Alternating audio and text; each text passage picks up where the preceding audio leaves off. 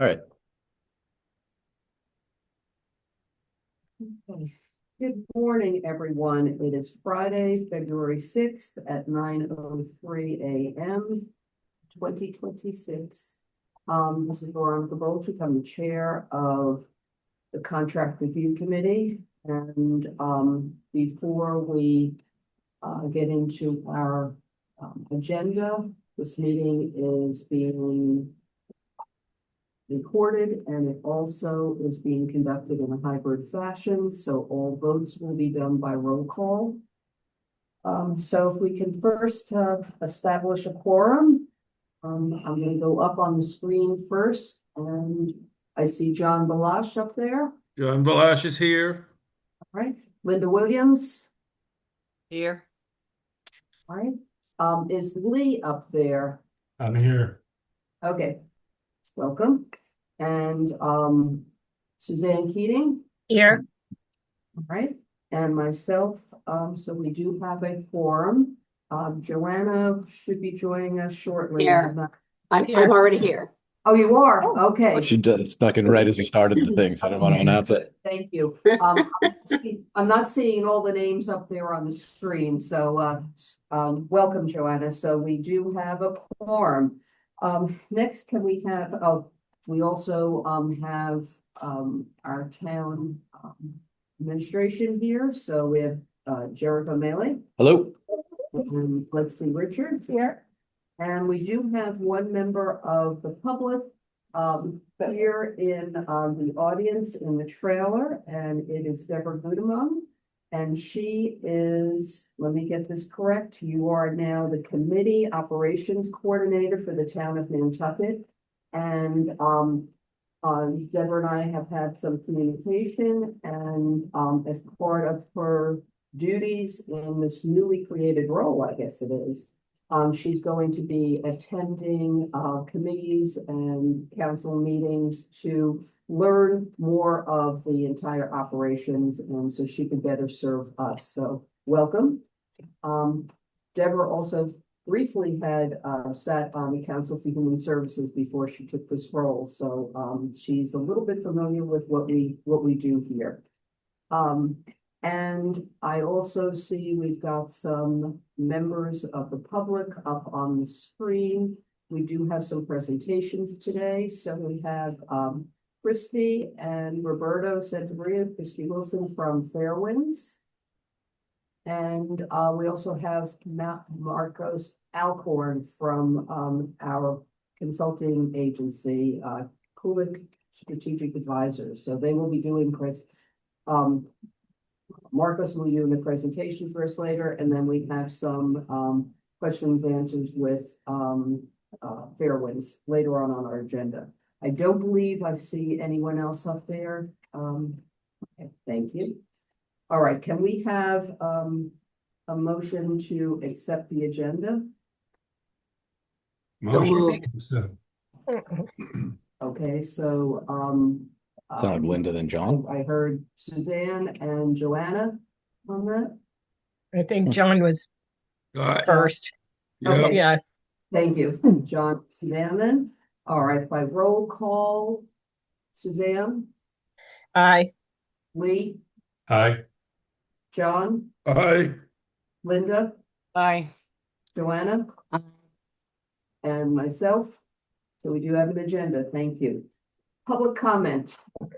Any public comment before we move on? Anyone online? All right, with none, we have some minutes from October 24th, October 31st, and November 7th. Can I have a motion to approve those minutes? So moved, Madam Chair. Thank you, Linda. Can I have a second? Second. Okay, John is a second. Thank you. Again, by roll call, John, Aye. Lee, Aye. Suzanne, Aye. Linda, Aye. Joanna, Aye. myself.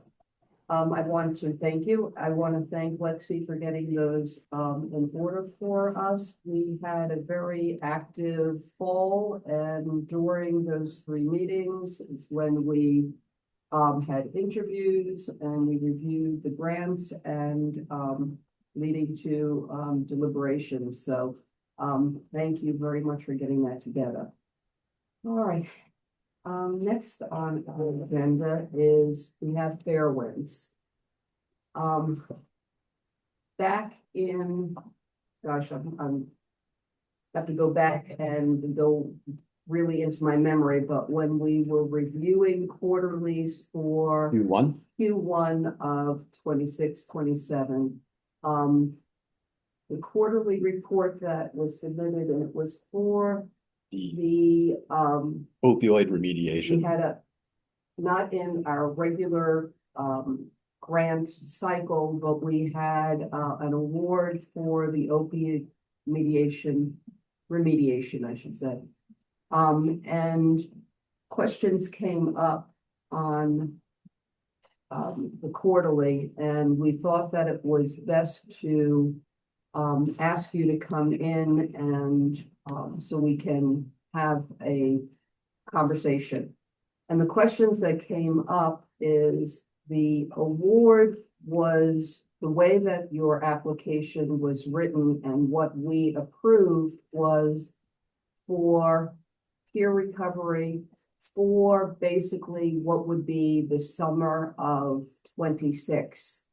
And, when we got the first quarterly, for the year, I was anticipating that the amount that we awarded would have been spent during the summer of 26 as it was written and approved. But the quarterly basically showed, and unfortunately I don't have that in front of me, but going from memory, it was basically a quarter of the entire amount that was awarded. So it gave us the impression that it wasn't all spent, but this was the first installment that money. And it raised questions, and we thought it best to just have you come in and to talk with us on that.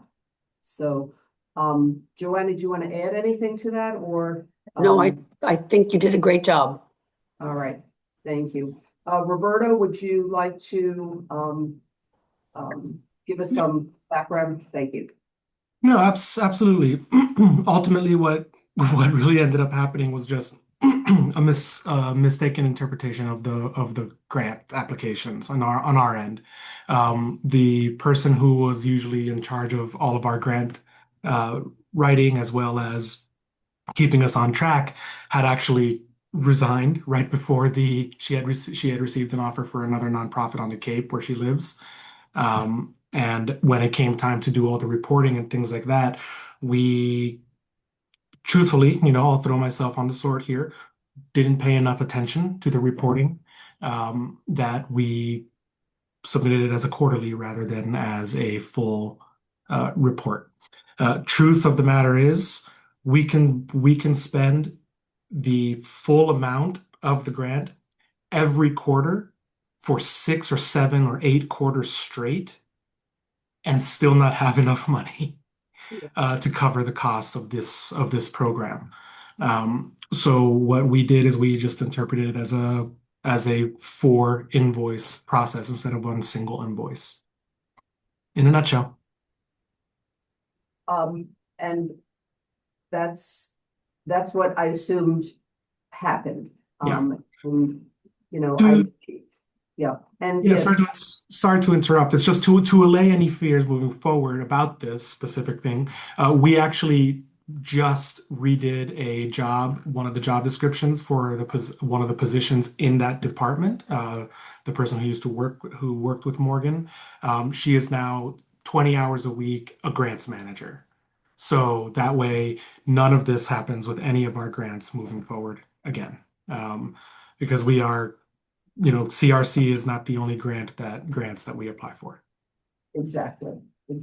And, I think I'm going to defer to Jericho on this because this was outside of the CRC grant cycle and it was a special pot of money, let's put it that way.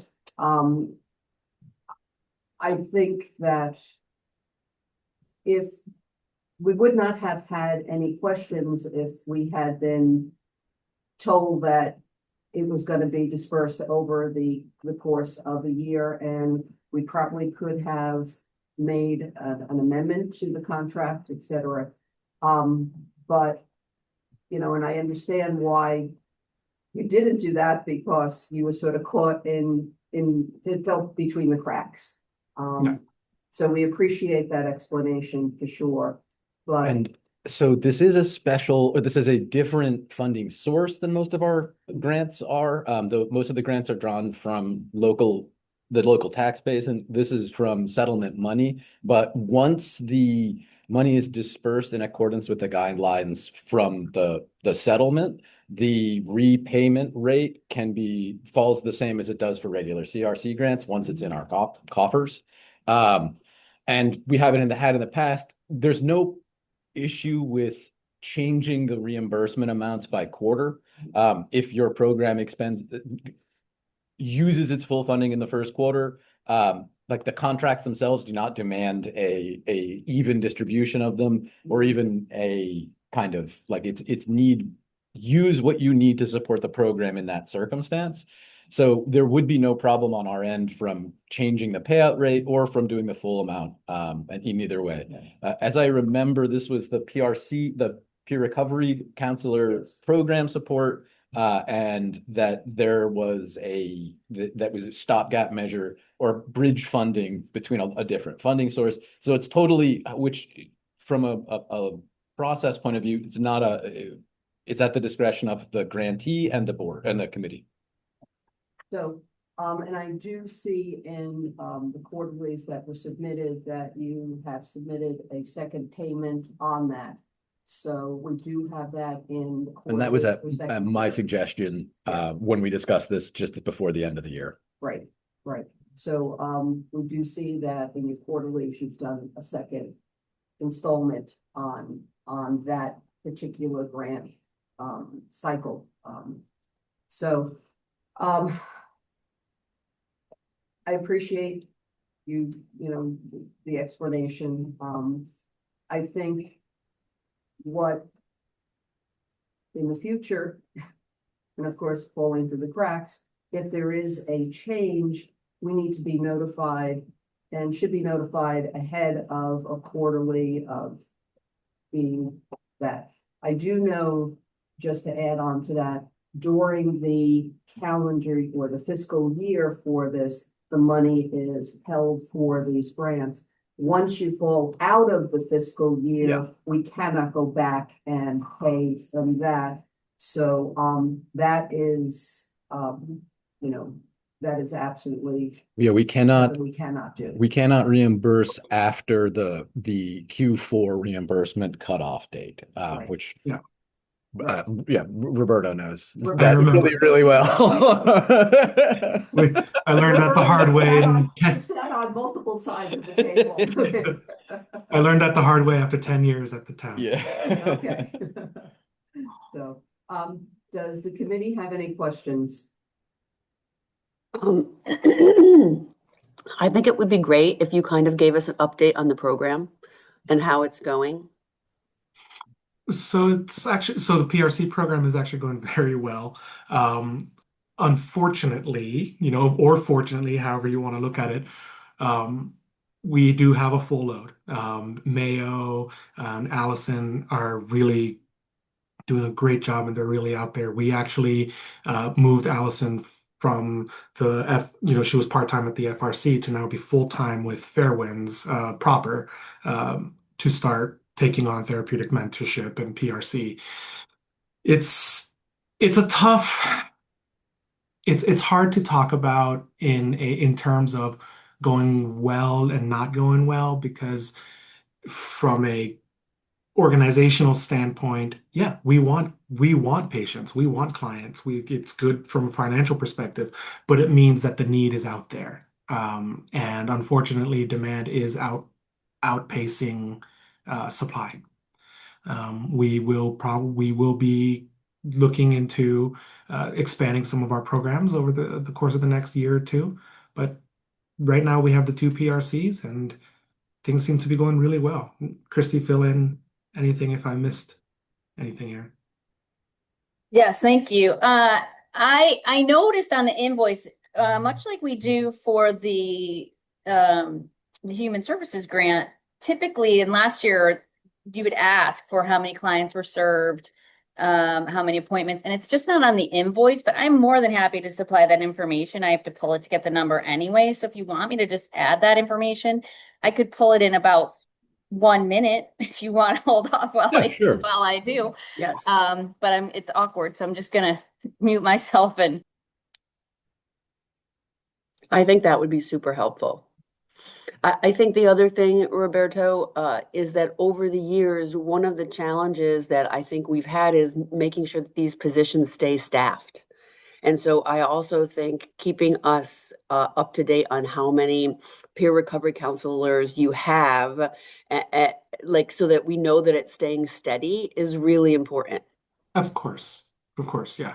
We could provide the staffing information on the PRCs as well. I'll have to look at the agreement. I should have, It actually is on contract exhibit C. did I do, So, but so yes. there were 3 agreements this year, so it might be. Right. It is here. Yes, at a certain point in time, these things all run together, especially in my memory. Let's see, this is. Hold on, let me see the use case. Oh, yeah, no, there it is. Yeah, Was that for Q1? this No, would be, Q2. this would be Q2. So for Q2, Christy, I do have that, somewhat in here.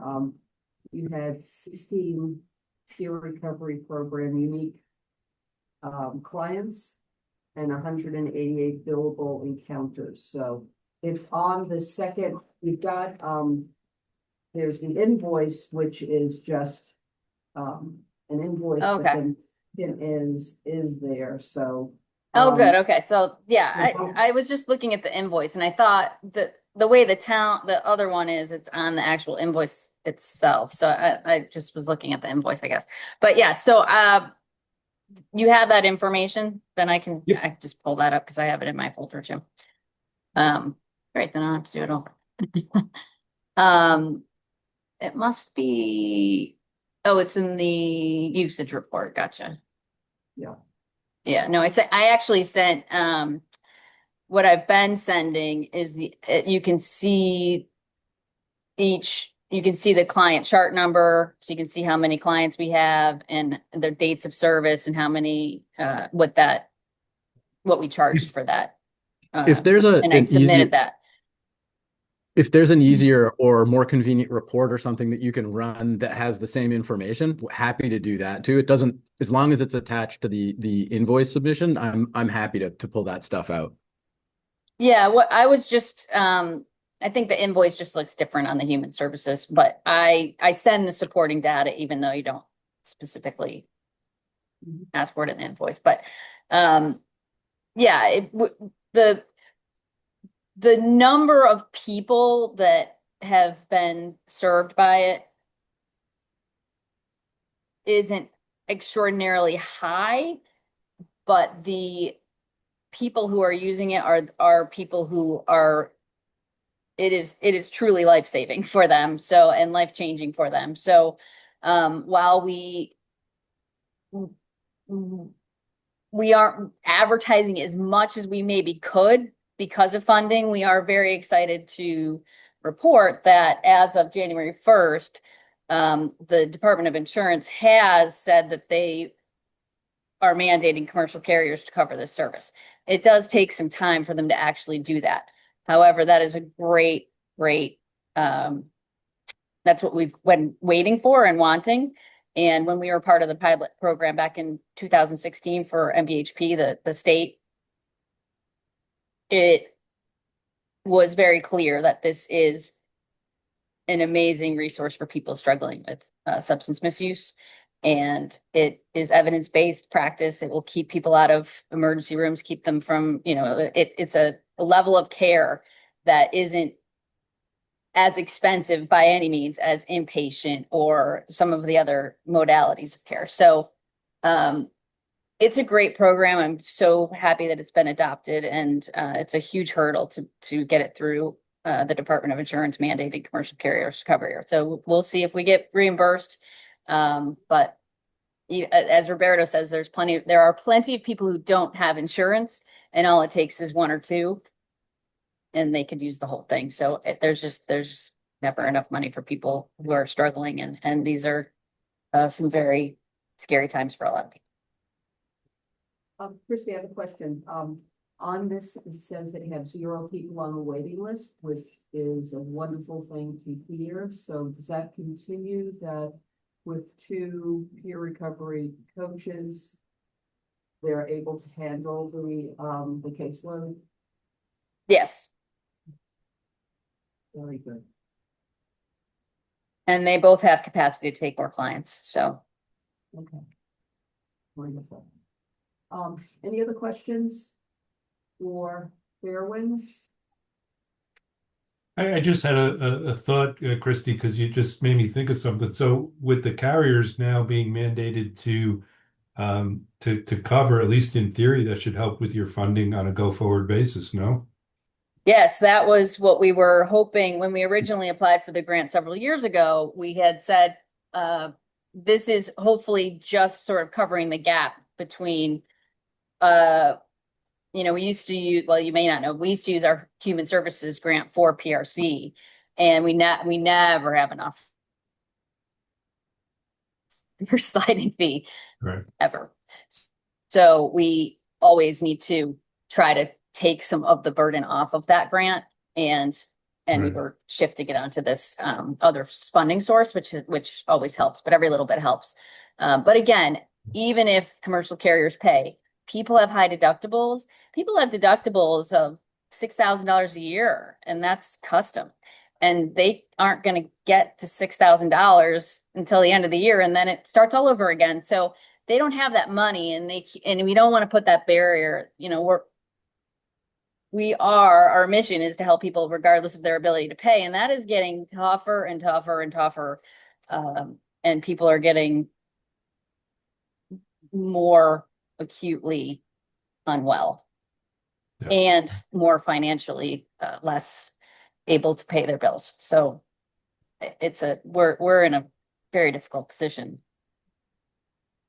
Thank And you. I think all of Health and Human Services. So we're not special in that regard. It's tough. Thank you for that explanation, Christy. I think it was very concise, and it gives a spotlight on the difficulty of not only Fairwinds, but of all human services at this point in time, being stretched beyond limits and needing to come up with creative ways to cover the needs, which are getting greater and greater. So thank you very much. Thank you for the opportunity. Yeah, that might be nice. Yes. Yeah, that might be nice. Okay, without any other questions from the committee, I do want to thank you for taking the time and coming in today. And Roberto, I also want to just mention, I know that you had come in for an interview for the grant cycle, and I realized at that meeting, you probably were anticipating that we would have these questions, but we were just doing the interview for that. So thank you for coming back again today to do this. So we appreciate it. Of course, All right. of course. No, it's you are one of our major funders. So whenever you need us, let us know. Thank We're you. always happy to meet, You're do whatever welcome. we can do. We appreciate all your support very, very much. Oh, thank you. You're welcome to stay, or I know that you're busy, so we can release you at this point. if Sounds necessary. good. Thank you so much. Thank you. Thank you, guys. Congratulations again on Christopher. All right. Thank you. Thank you. Bye-bye now. Thank Bye-bye. you, everybody.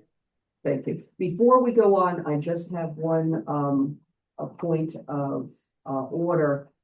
Because we are hybrid, I can see who's speaking, but when we go to recordings, etc., people don't always know who is speaking, so we really need to just announce, first name is fine just before you speak, and the same with me here in the trailer. So, when called upon, just announce your name and then make your comments. That would just be very helpful. Thank you. I never thought I'd be saying this in real life, but doing that a couple of times lets the artificial intelligence that's taking notes on the meeting identify voices and associate them really well. It's a weird sentence. Okay. All righty, so we're on to, so fair winds, everyone is fine with their explanation, and so we can move on from this.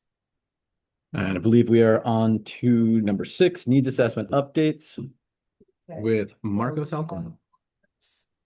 Alcorn. Thank you.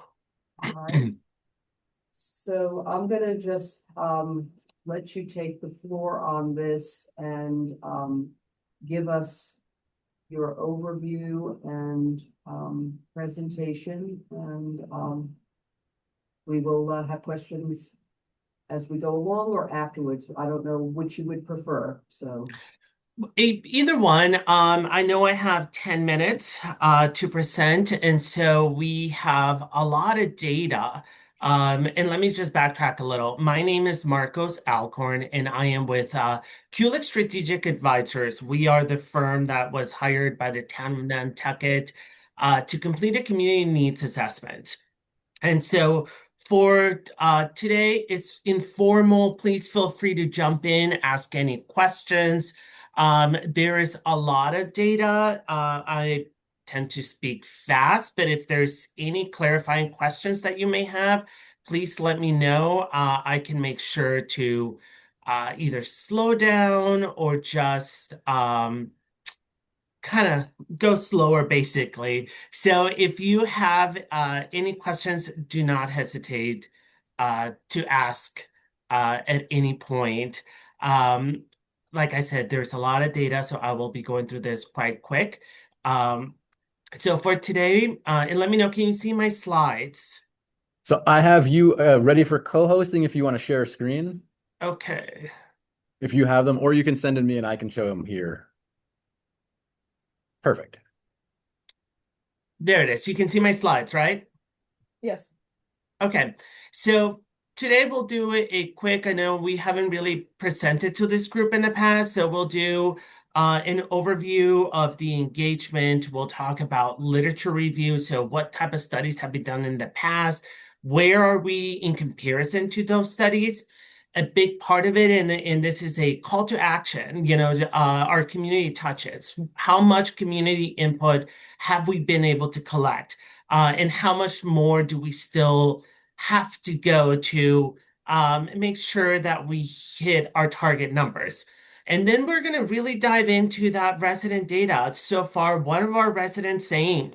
Where are some of the areas that, as we are thinking of coming back in May and April, what else do we want to clarify with while speaking to residents? So that's what we have for our agenda. So in March of the 2025, you all released a request for proposals. This project started in August. So we, KSA, Kulik Strategic Advisors, was contracted to start this process and to do a community needs assessment with a timeline of around 10 months. So what we decided to do in coordination with Jericho, there was a really unique approach to this from all of you, because you have your seasonal you have your regular your full-time residents, you have your seasonal residents, but then you have a big influx of population that is your seasonal workers. So you also wanted to keep that population in mind. So therefore, we developed what we titled the Jericho two-step process for this, to where we came in October for our part number 1 to start collecting input from seasonal residents, and then we'll be going back again at some point March, April, or May, as it's full season, it's in full swing, to continue to collect that input from resident surveys. So we started in August. We had our project launch. We developed community profiles. We did the literature review.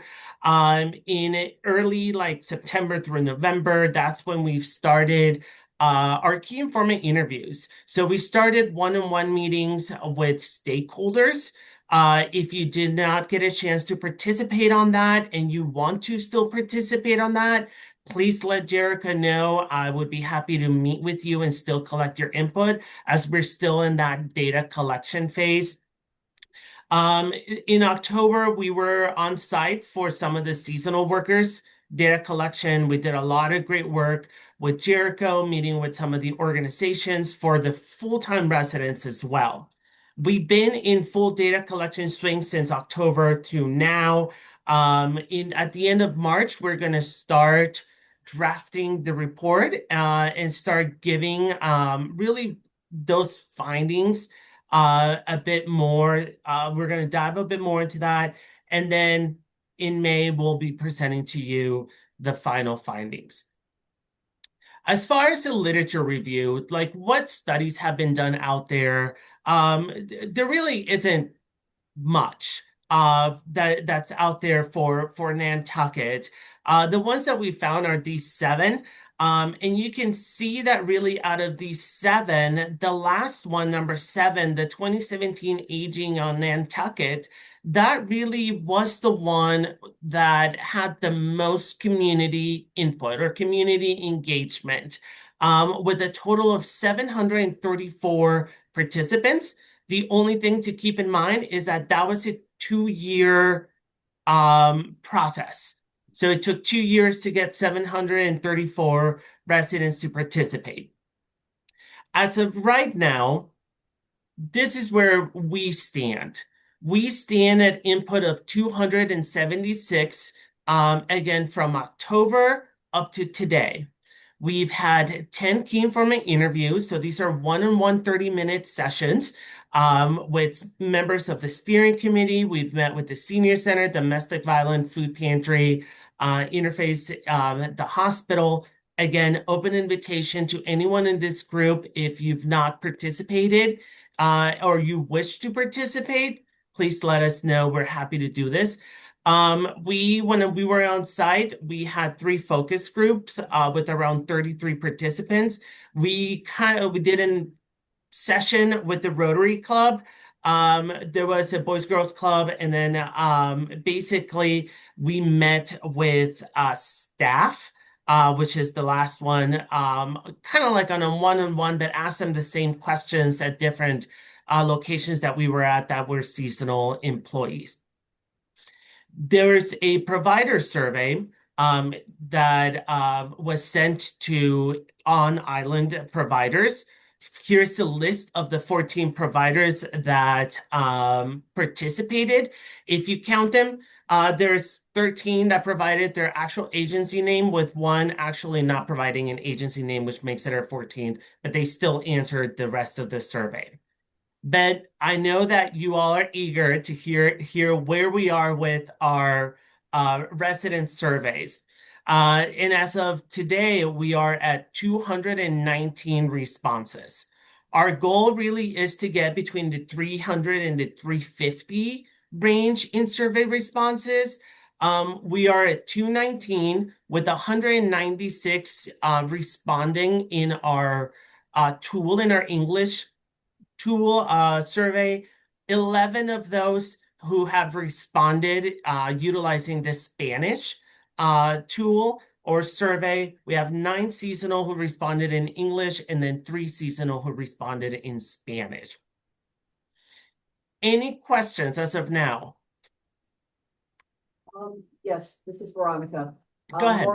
I know that there had been radio announcements for trying to get resident surveys completed. Do we know how effective that has been?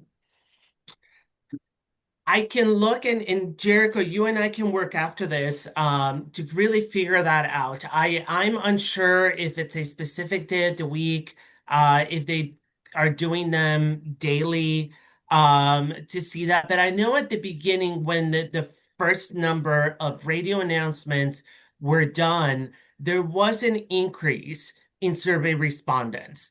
I believe it's kind of tapered off, but if I'm able to get more information as to how frequent those radio announcements are happening, I can go through our database and figure out, okay, there was an announcement Wednesday, example, Wednesday morning. Let me track Wednesday, Thursday, Friday, and see how many people have responded. To see really to give you that idea for that return of your investment.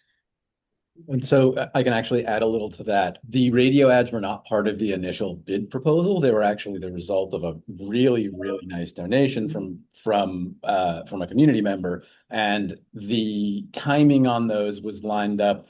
I was informally, Marcus and I talk on a semi-regular basis. When we started doing when the radio ads started going out, I was just looking at the return numbers and if there was a significant change. There was a boost in terms of in absolute numbers, like on the order of 10 to 12. Yeah. And then they're running on a daily basis, like 10 to 12 immediately after the radio started going on. And there has been a minor increase in the rate. I'm not sure how to gauge the efficacy of them until the end. But there was an increase in the number of surveys after them, but it's not massive. And it didn't hit like we didn't see a specific increase in Spanish language responses after the Spanish language radio ads went out. But I suspect that those have to run for a little while. And then I think they also have to line up when more people are in their cars driving around. And I think that's early spring, which is also when there's going to be more opportunities to take to either in person or through direct outreach, fill out the survey or get into direct feedback. I think that there's going to work like foreshadowing or tilling the soil, if you'll excuse the metaphor, and that will, when we do some in-person outreach, people will associate with that, and then we're more likely to get people. That is planned. I've got a couple of events I'm going to try and go with hard copies. I also have some handouts that are QR codes direct to the survey. I'm trying to figure out the best spots to put those in going forward. But I'm pretty sure we're going to see another increase in responses once we're out of the doldrums of winter, is really my guess. And Veronica, to that point, oh, and John, I'll come back to you. You keep raising your hand. I don't know if, but Veronica, to that point of just marketing, we've also done a lot of marketing, and I don't know if any of you belong to any of the Facebook groups, but we've done the survey marketing on the Nantucket year-round residents, Nantucket Farmers Market, Nantucket seasonal workers, Nantucket housing. I mean, we've done a lot of online marketing to make sure that it can accompany, as Jericho said, the radio came later, but we want to make sure that those two things go hand in hand to where if you see it, you listen to it on the radio, and you're also part of one of these like online groups, you're able to see it constantly to do that. One of the skepticisms, and this is one of the things that we heard at least while I was there with the Spanish population, is even though this is completely anonymous, there's no content, there's no personal information given to by residents. There's still the skepticism because of the political climate that we're living in, the fear of providing any information, the fact that, raids have happened on island, it just creates that fear with a certain pocket of population. But having said that, compared to some of those other studies that have been done in the past, we've had tremendous, I would say it's tremendous input from your Spanish-speaking population, at least, who have provided input. John, go ahead. Let me unmute you. Go ahead, unmute, John. Oh, John, you're muted. You're muted, John. Still, On. hold on. There we go. Okay, sorry. I see that you've had responses in English and Spanish, but I know we have a significant Portuguese population here, and I realize that they are extremely difficult to reach. And I don't know whether you have figured out a way of reaching them. I think the other populations that I know of, I mean, there's a small Oriental population, but there's a fairly decent Bulgarian population. They tend to be able to respond in English, but Mhm. my specific question is the Portuguese. So John, that's a very great question. We do have the survey in Portuguese. We do have the ability to collect that input. And I know I jumped a couple of slides and I'll get back for the rest of the group real quick. But if you look on the bottom right of this screen, the primary language, 91% of those 219, close to 220 surveys, identified English as their primary language. And again, this is a combination of individuals who have responded in English and who have utilized the Spanish tools, John, to your point, to say what other languages they speak. 70% Spanish, 1% German, and 1% Portuguese.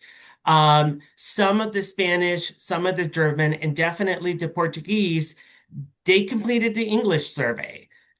Even the individual in Portuguese didn't complete it in their Portuguese language. They completed the English survey. So we are collecting some of that input, and we do have, again, the resident survey in Portuguese. But still, some individuals are choosing to say, I'm going to take it in the English format versus a different language. I hope that answered your question, John. That's a that certainly addresses anything that I would have enough intelligence to ask. Well, thank you.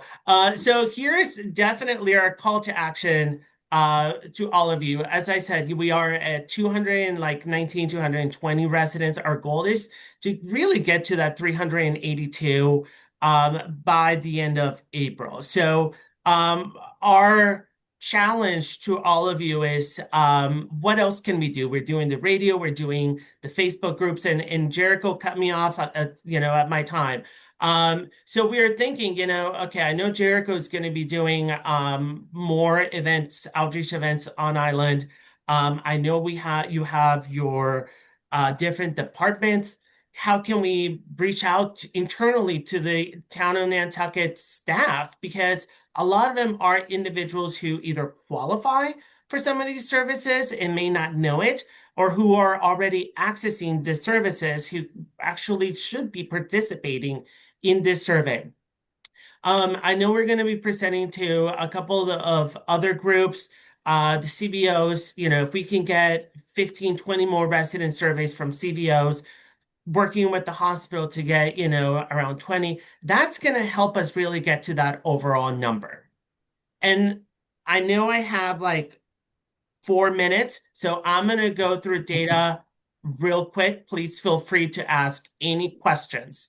As far as the individuals who have responded to the resident survey, 26% of them were unaware of Nantucket having a human services department. So that's something that we can think about, as actions that are going to be results of this. How can we brand the Nantucket Health and Human Services out into the community? What are the pockets of the community? And we can drill down furthermore on this data if need be to identify, are they Hispanics? Are they, employed, unemployed? We can definitely take this and dive in more into that population with 28.7% currently accessing Nantucket Health and Human Services. Your overall education level, the graph on the bottom left, it pretty much matches your education level on what you have on island based on census. And this is the graph that you're seeing right now. It's on individual self-reported level of education. We've talked about the primary languages. Again, you do have overall, we have around 9% who have said that English is their second language. And when we compare that to secondary research, that's around 15.6. So that is an area that we would like to do better as we're collecting resident surveys. But we are definitely higher than compared to some of those other studies that have been done in the past. 74% women have responded to this compared to 23% of men. And just a caveat here, women are 3 times more likely to participate in a survey and to take a survey compared to men. So you are going to see this. This is a national statistics. You're always going to see 2 to 3 times more women respondents than men. But I'm really happy at the fact that there's even 23% of men who have participated into this study. Again, most of them have identified as white or Caucasian, 2.4% Black or African American, and 8.3% Hispanics. Again, it is tracking with that kind of third population that's the highest currently, and according to secondary research, that your Hispanic population is around 16.4% right now. Your age, again, it kind of is following that bell curve based on secondary research.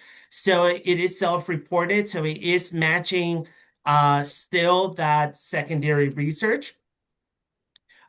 Income, median income for a household in Nantucket is 151.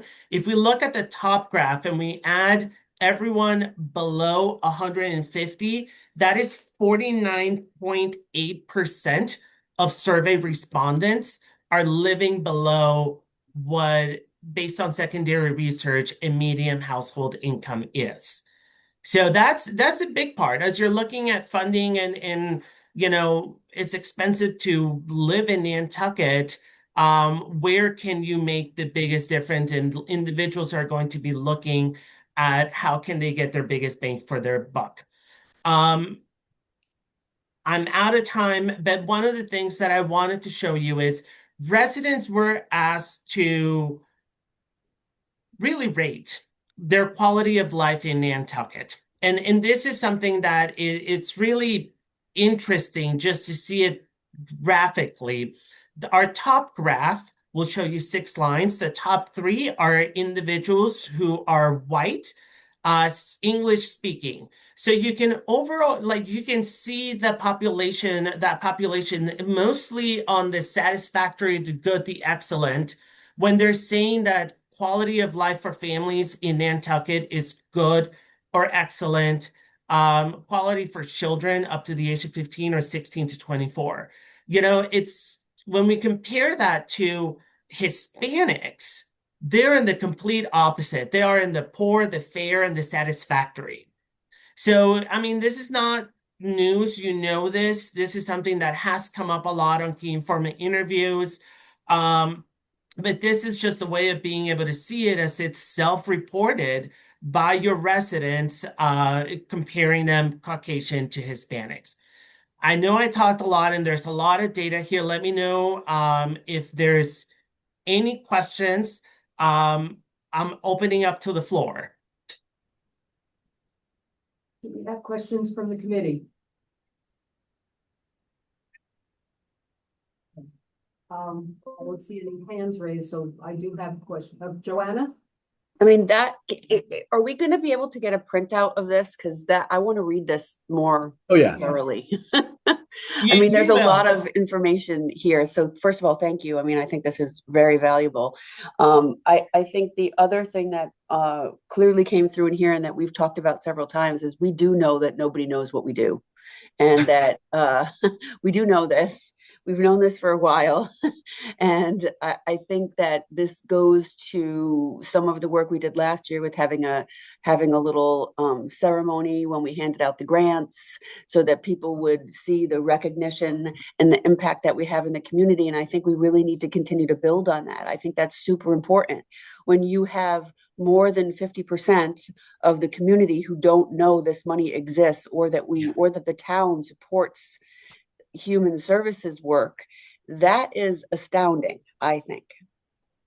And Joanna, to that point, and I'm going to do, and I'm fluctuating here on the slide. So again, you will be getting this, but when you look at the median income and you're looking at a lot of these programs that are, income based, but to live in Nantucket, it requires a higher income level. And so you all know that. And so a lot of those social programs have internally adjusted their income guidelines to meet the population where they're at. But when you have close to 50% of survey respondents below what is considered a median household income, that's a challenge. That's the population that, will suffer or struggle with housing came up as a big part of discussion.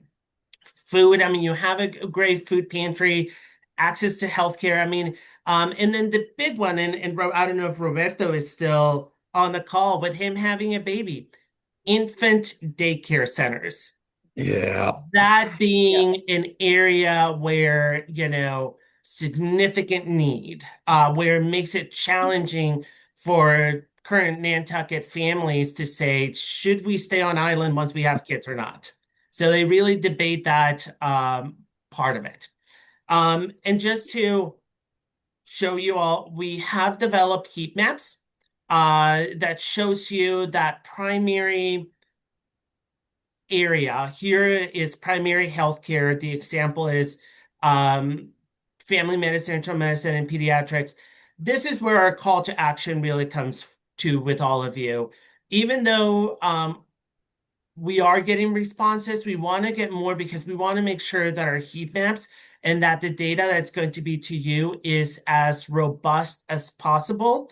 Because if we look here at that darker brown one, we only had one individual that responded within that category. That cost is a challenge for an individual with the income of 75 to 99,000. Like, it's this really dark one. So we want to make sure that we just can get more data. So as you're looking at these, Joanna, and as we continue to go through this, it's more you can say, okay, it really does reflect who we are more and more and more.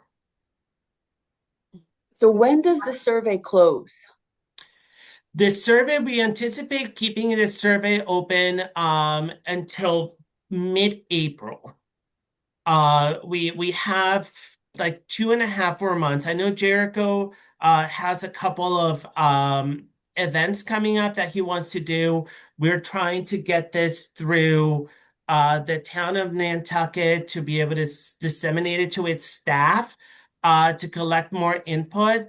I'm going to continue to start doing more as people are going to start coming back on island. So I'm going to go back to those Facebook groups and post it more often. So that's overall what we can do. I don't know if you have your own network of people within Nantucket that you can say, hey, complete the survey. We're doing this study. That could be a way of helping this. Go ahead. Yes, I mean, I've got a couple more questions, but Jericho, you know that there's a science fair on March 14th at the high school that attracts 750 people, and there's a call. The Department of Health could have a table there where you could have this survey and have somebody there manning it to make sure, because that's a wide variety of island people who come to that. So I think that I can help you with that. Please, that would be great. And then I'll try and get some tabling stuff together ahead of time for that. Other local ones, Marcos is going to present at the Healthy Community Collaborative next week, I believe. Yep. That's going to be alongside me having some like the paper form, QR form or QR codes to link directly to the list. But this is on Saturday the 14th from 9 to 2. So the next thing I wanted to ask Marcos is I saw there in some of the stats about the percentage of retired people and families, people with families. 17 there. One more, Mark. Oh, it's that one too, yeah. So part of how I'm looking at this is how do we map this data to the amount of money we have and the percentage of money we put in different buckets. Yeah. So if I'm thinking about, and to my fellow committee members, I'm thinking about the requests that we get from let's just call them the elder service bucket, the child care bucket, the mental health care bucket, the food and fuel and like survival bucket, right? And so I'm hopeful that this data will help us set some guidelines about how much money we should be putting into each of those buckets based on the reflected needs of the community. Right? That's right. Yeah. I mean, that's what we should be trying to do here. I think that's a really good point, Joanna. I think the metrics here will highlight where the greater needs are. I think I like to see this PowerPoint slide if it can be distributed. Whole packet. So then I'm going to say to you, how do we get a news story about this? I think that's a two-part question. How do we get a news story about this now and how important it is into the right media locations? And then how do we follow up with a report that is compelling enough to be a story in N Magazine? Because then we will reach the funding population, if you will, of people who can help to move the needle on some of these issues. So there's no one, I don't think there's anybody from the media even on this call. And I think we need to start. I think, Joanna, those are great points. And I think the place that we need to continue to look at those organizations on island who are part of those different buckets, your childcare, your adult services, and say, look, if you don't participate, it doesn't show in our data. And our data is going to help guide our decision making. Because that's always a challenge. You do see that in some of these, but you want to make sure that it's truly reflected of the community, of who you want to fund. And I think as you get this presentation and if let's say there was a point here, let's say that 58% on the bottom graph, 58.7% who say, I own a home. And Jericho had asked this question, and I'm working on focusing on data on just that 58%. And I can tell you from that 58%, around 20% of them have to rent a room to afford keeping their home. So it really, there's different ways of dicing this data, depending on how you want to look and depending those buckets, Joanna, that you really want to focus on. So once you get this report, and if you were to say, hey, Marcos, I want to look more into this specific category, let us know. We're happy to do it. Okay. We're happy to go down a rabbit hole and dissect that information for you. Veronica, I have a suggestion for the committee. I think that we should write a letter to the editor, to the Inky, and also to the Current about and do a synopsis of the results that we've gotten so far, and just do a plea to the community to fill out this survey. We have got to get this out in front of people. How does everyone feel about that? I mean, I think it would be like, we don't highlight our work enough. Mm-hmm. And I think that if we wrote a letter to the editor that said, hey, this is the CRC committee, we have been doing this work for X number of years. We've put X amount of dollars. Jericho, how long has this committee been in existence?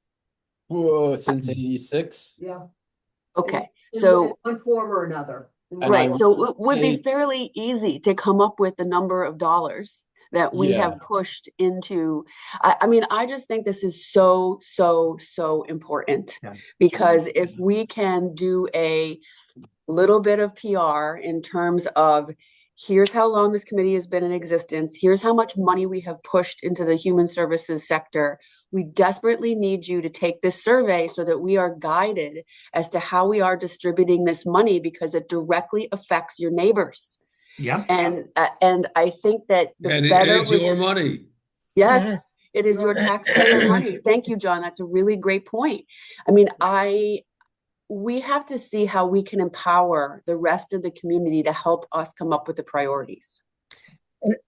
I'd like to say a lot of people read the Nantucket, the online Nantucket, I forget what it's called, comes in the inbox every morning. Yeah. And so many people read that and discuss all the stories in there. Yes. You know, I know I still don't get the Inky Merit daily. I mean, weekly. but a lot of people do. And I Right, think but reaching out yes, to the media is very important. I did yes. reach out to Daybreak to host links to the survey, and I have reached out to Inky to cover the story about the needs assessment in the fall, and I didn't hear back from him. I think something else popped up that was a Okay, little I think, pressing. Joanna, your point, maybe a letter to the editor. A letter to the editor, yeah, will I think that's strike better. Interest. yeah.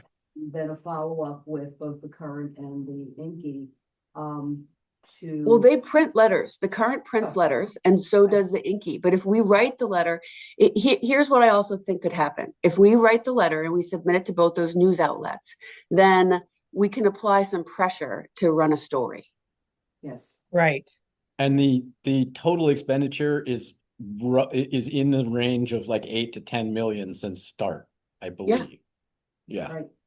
Could you say that again, Jericho? I missed that. It was approximately 300,000 a year from 1986 to 2015, which puts us at around 6 million, like plus minus.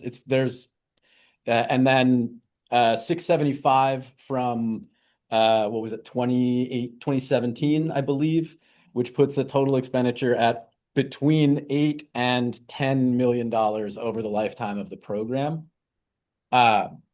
That's going to be a slight undercount because it was really 325 or 375. There were a couple of years where it's 385. So lowballing it, it's under 10 million, but above 6.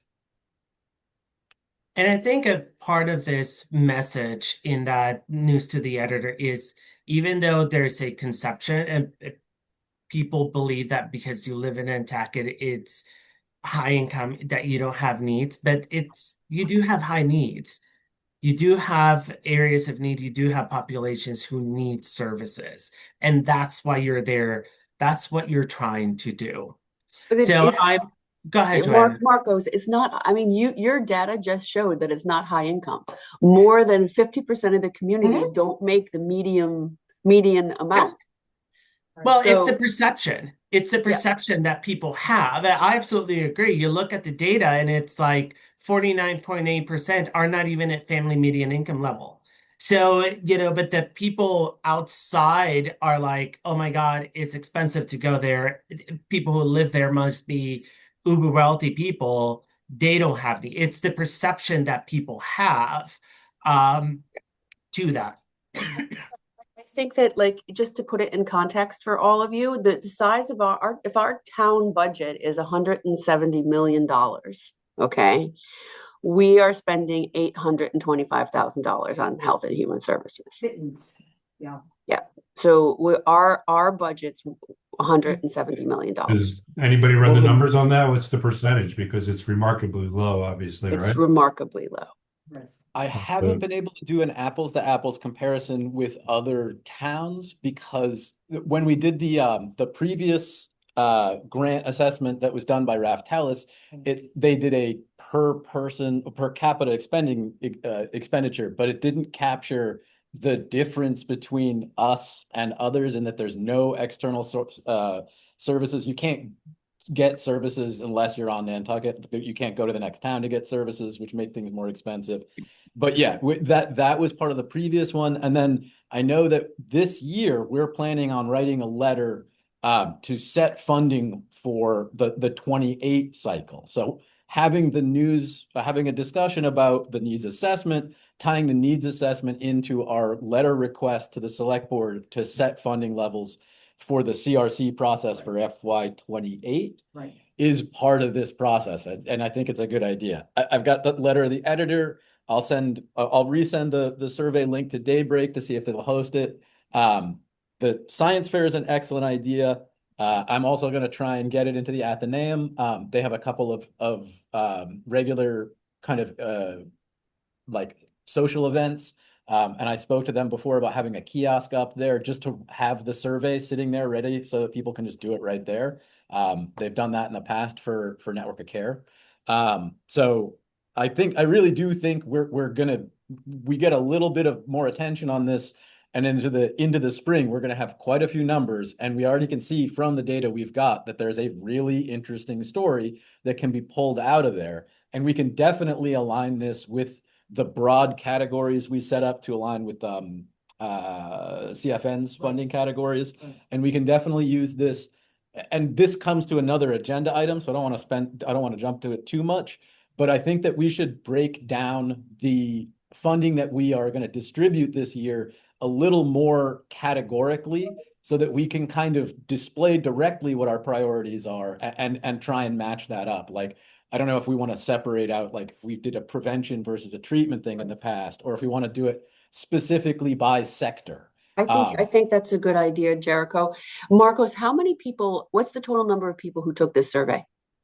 So as of right now, today, there's a total of 219 people who have taken the survey. So this would be my benchmark, Jericho. We've Yeah. got to get the number of people who take this survey to the number of people who vote. Okay. I mean, and voter turnout is considered low, but that should be a good benchmark for us, right? Because there's that many people who are active in civic life on Nantucket, and we need to be able to get that many people to take this survey. When I'm not sure, I forget exactly when town meeting is, and if May it's still, 2nd. so May it's just 2nd. gonna be just after we close. But our statistical significant number is that 380, which will give us the statistical significance of it. You need and more. I think we can do better than that, because Yeah. the survey really ends up, if you have sufficient number of people in it, it is similar to a ballot question. It shows concern and commitment from the community on it, and it makes it a more useful tool for priority setting, which I think is really what we need to do. Jericho, you need to find out when the town is going to mail the warrant out. Okay, good, and you good, can good, blow, good and you idea.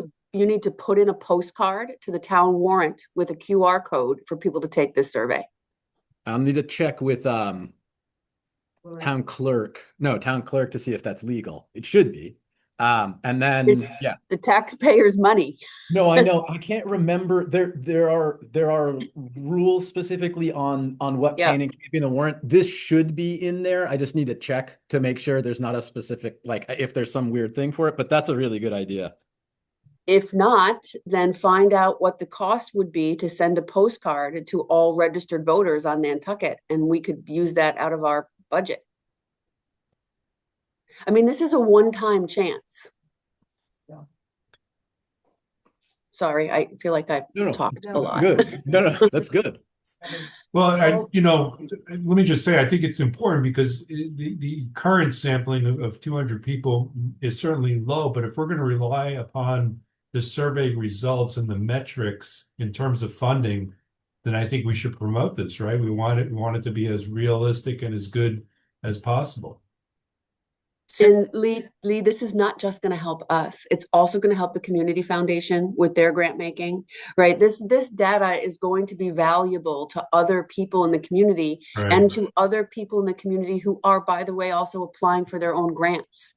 Yep. So we are helping the people who ask us for money, ask other funding organizations for money by providing them with these statistics. We are doing them a great service, Right? Because these are the kinds of questions that other funding people want answers to about the Nantucket population. Right, exactly. Yeah. Joanna, you're absolutely right. And here, and you will see this once you get the presentation, just comparison to other studies. We, even at 219, have already exceeded the prior studies that have been done, with exception to the number 7, the aging on Nantucket, which had 732, but that was done over 2 years. So in the span of, just 3 months, we are at 219, already exceeding the prior studies that have been done on Nantucket. It doesn't mean we have to stop, because we don't want to do that. We want to get more people. It's just, to your point, how do we go by doing that?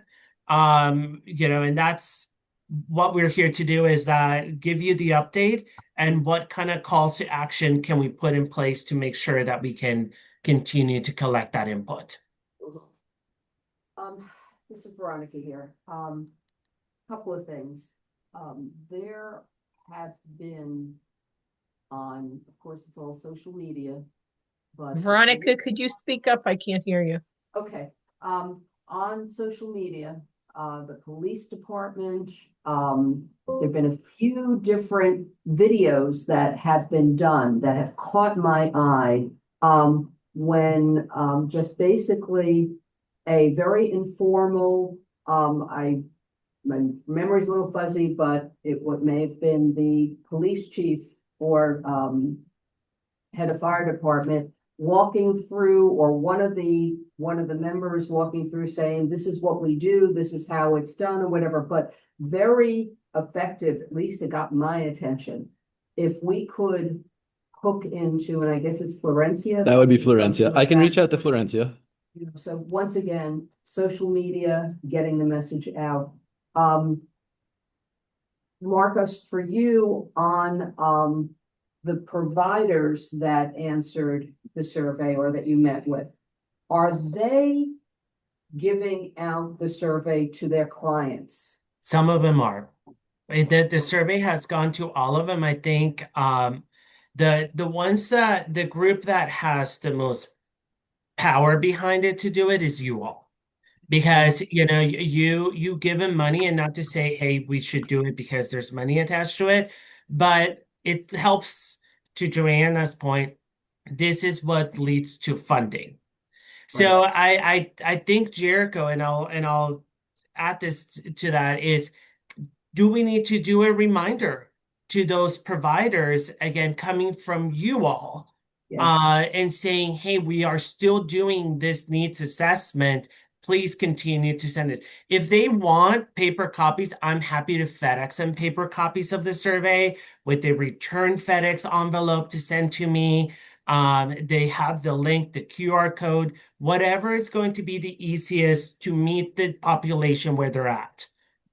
And I think so far we got about 30 or 40 paper copies through a combination of a Safe Place and the food pantry. So there has definitely been a bunch of stuff there. But now a reminder again, coming from us, as Yeah. opposed to coming from the outside The consultants, correct. consultant, you know, whatever, you know. They know you better. Yes, We love you, but the message may be stronger coming from us. absolutely agree with you. Okay. May I just say, I didn't notice Saltmarsh there as a place that you've gone to, but they are pretty effective at getting the message out to They a are. particular population Yeah. that may need Good point. have the needs, and also have contacts throughout the other wider community. And they have a weekly newsletter, could easily be a request for to fill out the survey could be added to their newsletter. I'll get a blurb into Laura on that. And I think we have some paper copies down there. It just might need to be like a 30-minute event to be like, hey, here's what we're doing, here's what's happening. And I can go down and I can do that when Laura has some open schedule time.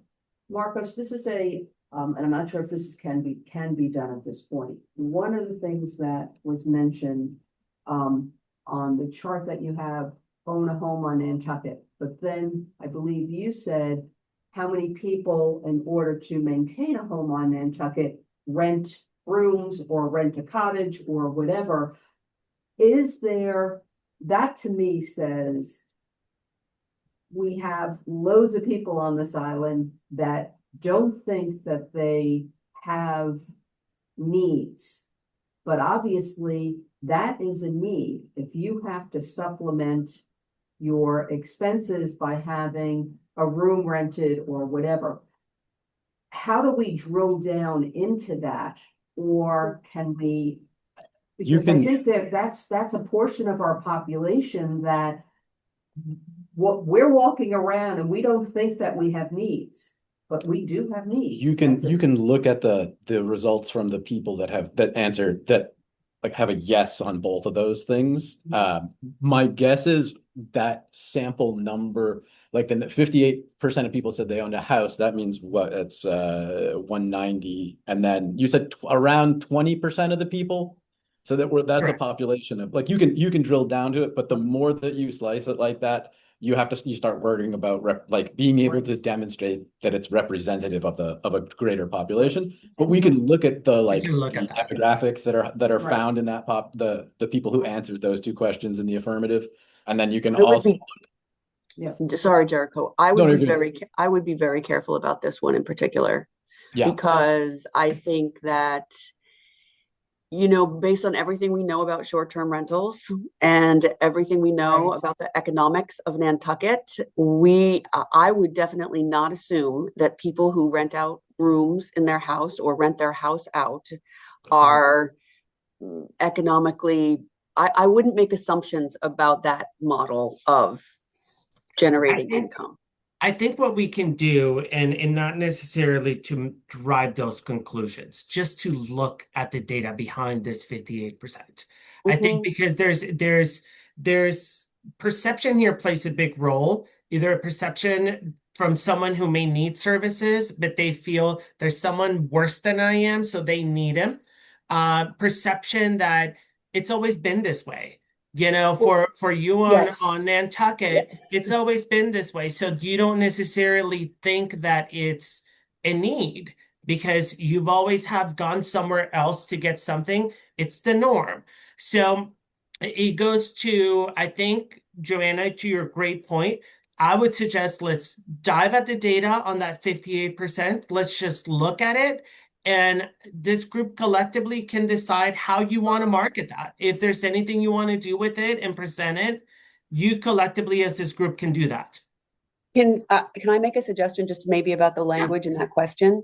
If we asked people because here you can rent your house for 2 Mhm. weeks without having to register it and without having to declare that income. So maybe the question would be, do you need to rent your house for more than 2 weeks a year? Mhm. Right? In order to pay your mortgage or however you want it, so that we are really getting at whether this is a need or a mechanism for additional income, right?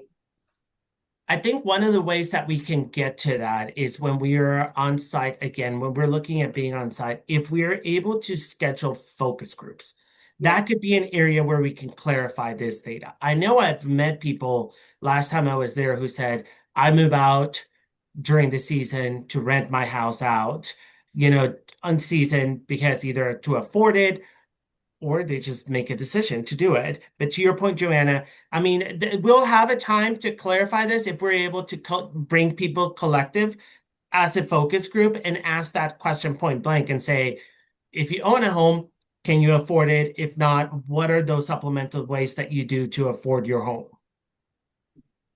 I also want to mention that the housing question is really important, and it really is the core of everything. But we want to make sure we don't over focus on a topic that is like, I think that housing is the enabling factor in a lot of the discussions elsewhere, but there's a lot of housing surveys and a lot of housing work, and I don't want us to over focus on that particular issue, even though it probably is the most important issue when it comes down to it. Yeah. But I do think that that's like a solid, like that is, we should look at that number. And if we can find a need among people who other people wouldn't imagine have a need, that speaks to the Right. stability of the socioeconomic system in general. And it also adds to the fact that even though you're looking for 300 and some odd as statistically solid, we need to have many more. Yeah. So we have to work on these other areas to get more responses for you. And I assume your presentation today, the slides will be sent to us. We'll all get that. And while I'm thinking of it, Lee, Lexi, if you can get to Lee a copy of the Reftelis report. Oh, because yeah, he yeah. does not have that, and there is some good information in there to pull from also, just so you have some more background, Lee. Thank you. Okay. And that, I believe, that is also up on our webpage too. Okay. We do. I want to circulate. There's a web design refresh that I really want to restructure how this stuff's laid out. Okay. And then just in addition, this is sort of the not quite midpoint, but this is sort of like this is an initial discussion and meeting, and I Right. really am happy with how it went because I think it's going to help increase the numbers we get between now and close. We'll also, it sounds like we may want to have another discussion like this when it's closer to the end of, like, to when we're thinking about how the next grant cycle is going to look, to at least review this in depth and maybe get some additional information from Marcos when we can look at the end of it. Because I really do think we're trying to use data to specifically support our funding decisions as part of a process to demonstrate there's more need and thus there needs to be more funding in this. So I think us keeping this process as tightly connected to the CRC is really good for us in the long and medium term. Mhm. Marcus, when would you recommend having that meeting? Because I'm going back in my memory with the chart of when. Like around May, I think is when the contract wrapping. So the contract wraps up in May, but I would suggest maybe what we can do is we haven't set the second time for us to be on site. And so maybe the next time that we meet, hopefully we'll have more data that we can collect between now and then, to where this group, we can do some voting and say, these are the things we want to start focusing on. We can do a presentation and say, this is where we still are, another update, but we can start voting on what you think those priorities are going to be, to start getting, and I don't have a date for that, but I think as in the next couple of weeks, as we start looking, Jericho, at what events you're doing, where we are in the data, did we get the news to the letter to the editors? Were we able to collect? I think let's push that effort first to say, let's try to build numbers back up so we can have a more robust conversation around these numbers. And we can tentatively try and set it up for Q3s, like, I'm looking, we do it in April. and we could do it, and we could do it right around when that, I think that seems like a decent idea. So in April, before the end. What is it? It's March 10? I forget what the due date is. It's already, It might be April 10th. April 10th, okay. so maybe the April 17th around. Well, then. thank you all for your time. I hope this was helpful. So. And I'll make sure these slides go around. If anyone has any follow-up questions on them, I'll make sure they get to Marcos if you don't already have his direct contact information. Okay. So Thank you. Very Yes. much, and we look forward to seeing you sometime in April, on site at that. Yes. Right, so. Yes. We will coordinate our meeting so we can have you in the flesh. Perfect. That would be great. Thank you. Have a Thank great you all. day and You great too. work. Stay Thank you. safe. Thank you. Bye. Thank you. So we could definitely do another hour of that, I think. Yeah. Like, Definitely, and that's why I know that he kept saying 10 minutes, and I'm saying, no, this is more than 10 minutes. I think when I was talking to him about the CHS meeting, Right, deeper dive Yeah. and more discussion and more question and answer stage.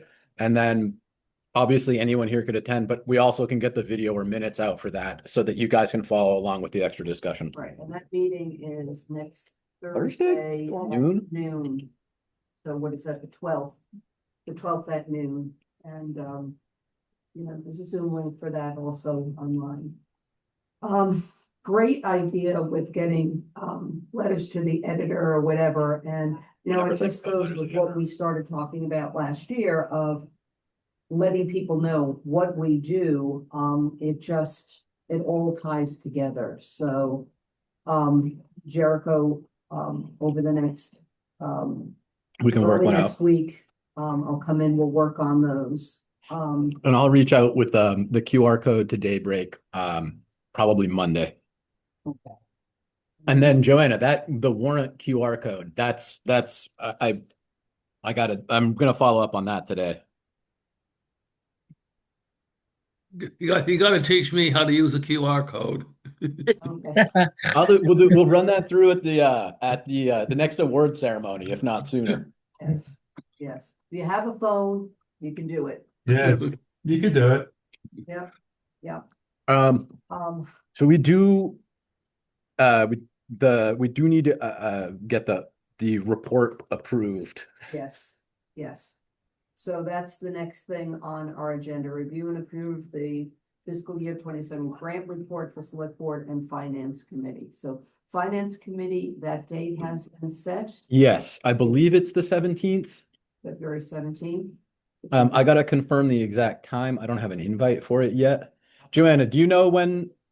That's a Tuesday. I don't believe, if it was set, I don't know it, but that It's doesn't mean in- anything. It's in, there's like 18, I think there's like 18 FinCom meetings right around that chunk. So yeah, I'll confirm that with you and then we'll give that presentation. I know that there's only one FinCom meeting next week. It's on Thursday, and then the following week, there's one on Tuesday and one on Thursday. So it could be, but then there's a week off, and then we go back to meeting the first week of March. Right, I believe we were asked to be available the week of the 17th, so. Maybe it hasn't been we'll be on decided. that. I have a and- question. Excuse me for interrupting, but Veronica, did you say fiscal year 27? The agenda says fiscal year 26, the grant review. I'm confused. I saw that Oh, too, Susan. Okay, We're currently doing FY 26. oh yeah, you know what, that may be, Ugh. I don't even remember which fiscal year it is. that is a mistake on the agenda there. It So, should be, number 8 Wait. is also fiscal year 27. no. Oh yeah, no, they should be both 27, my bad. I thought we Right. were, Yeah, thank you, that is an error on the agenda, so on 8, it should be review fiscal year 27 grant process and recommendations for changes. And it's the fiscal year 27 report that we're talking about now, but they are both Okay, the 27. sorry, I jumped one agenda, but I'm glad I did. Yeah, no. Right. Thank Okay. you. So we, this was distributed back in December? in our meeting in December, and I don't believe we've made any changes since Nope. then.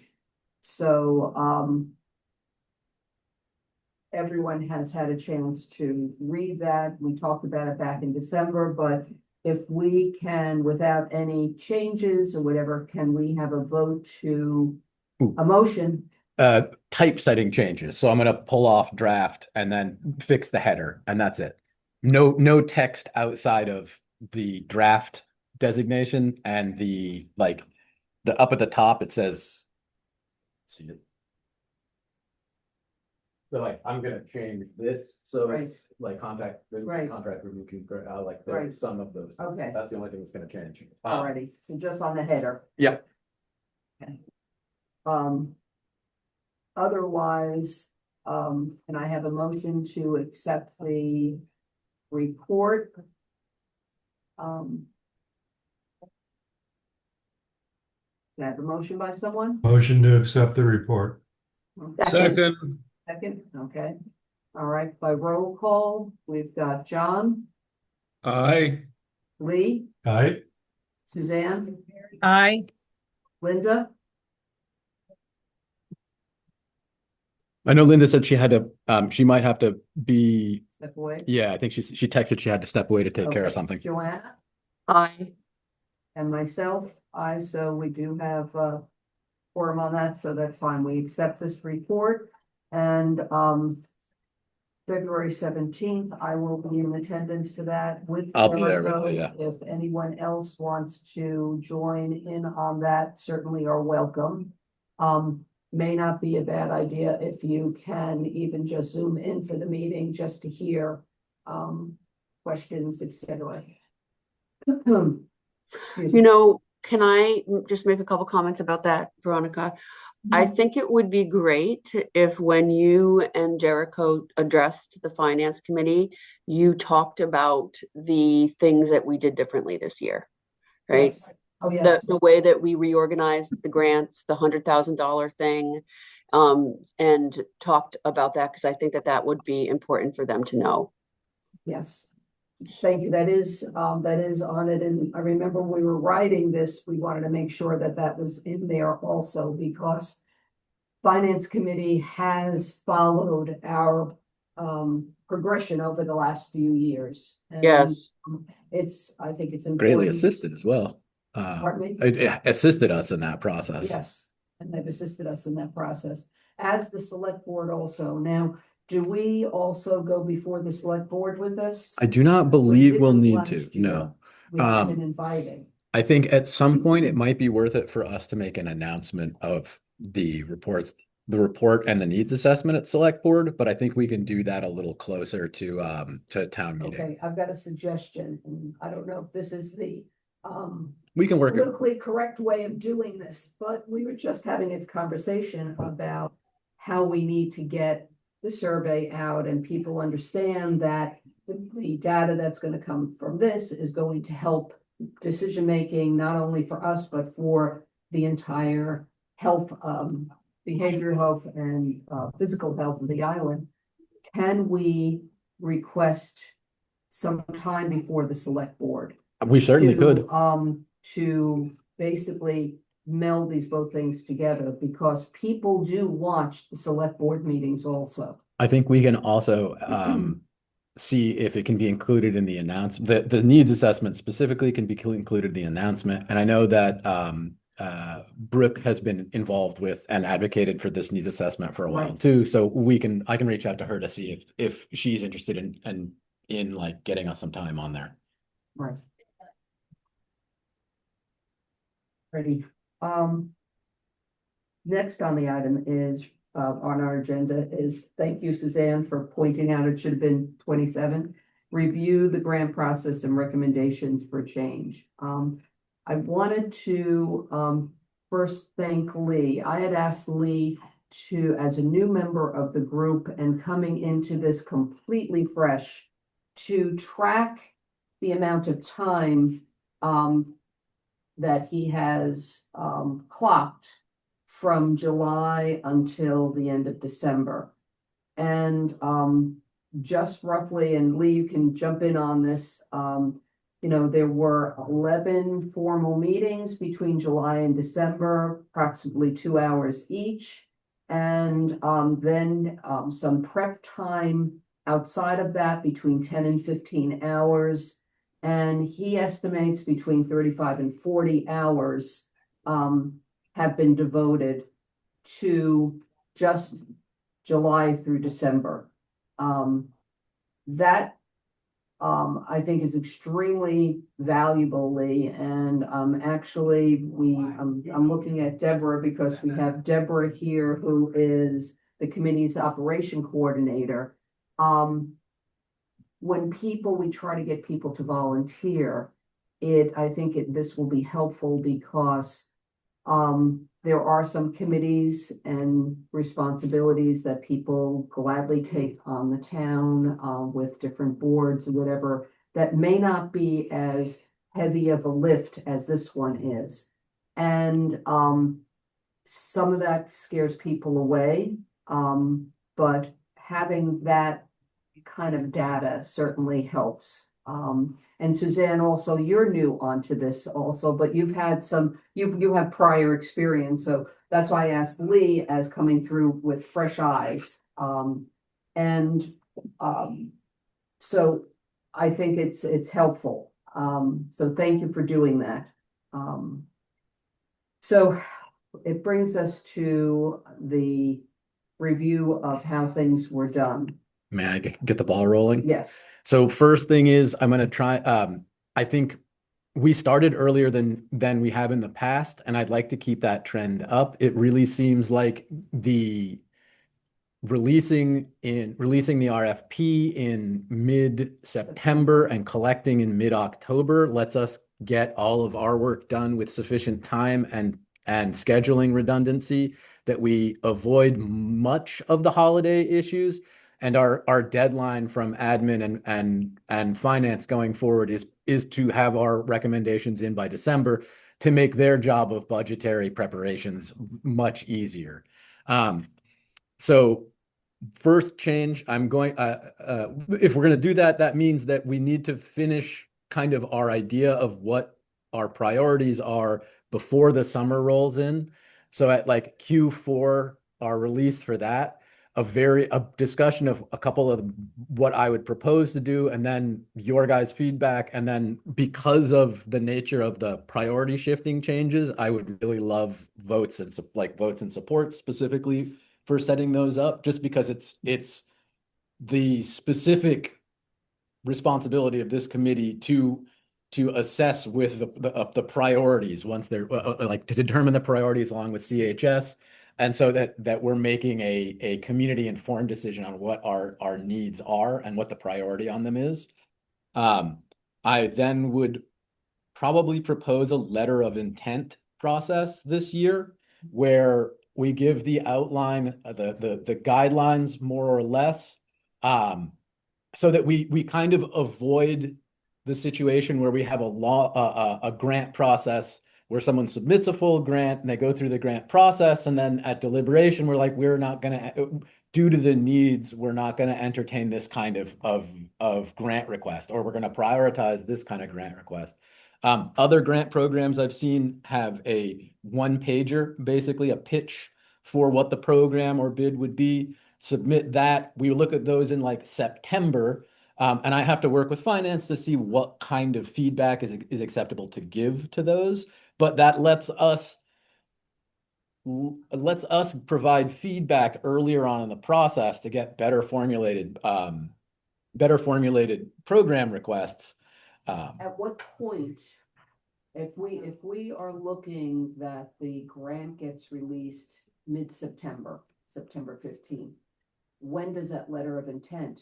It would be August? We would be putting it out in August, or that's where the details come in, and that's where I need to know if there are like specific procurement related requirements for letter of intent processes.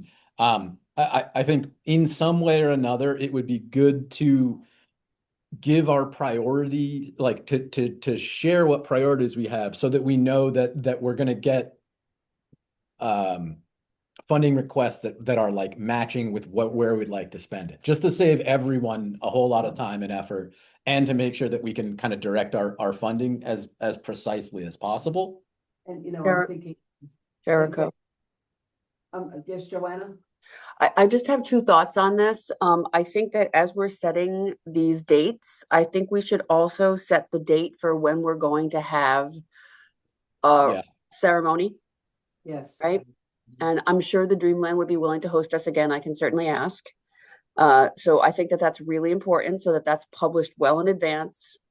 And then similar, Jericho, to what town council does when citizens are writing warrant articles, I think that we should set a morning, either in September, August or September, where we have a 2-hour period at the trailer where we are saying that people can come in and ask questions about the grants, and that we will help people with the grant writing process.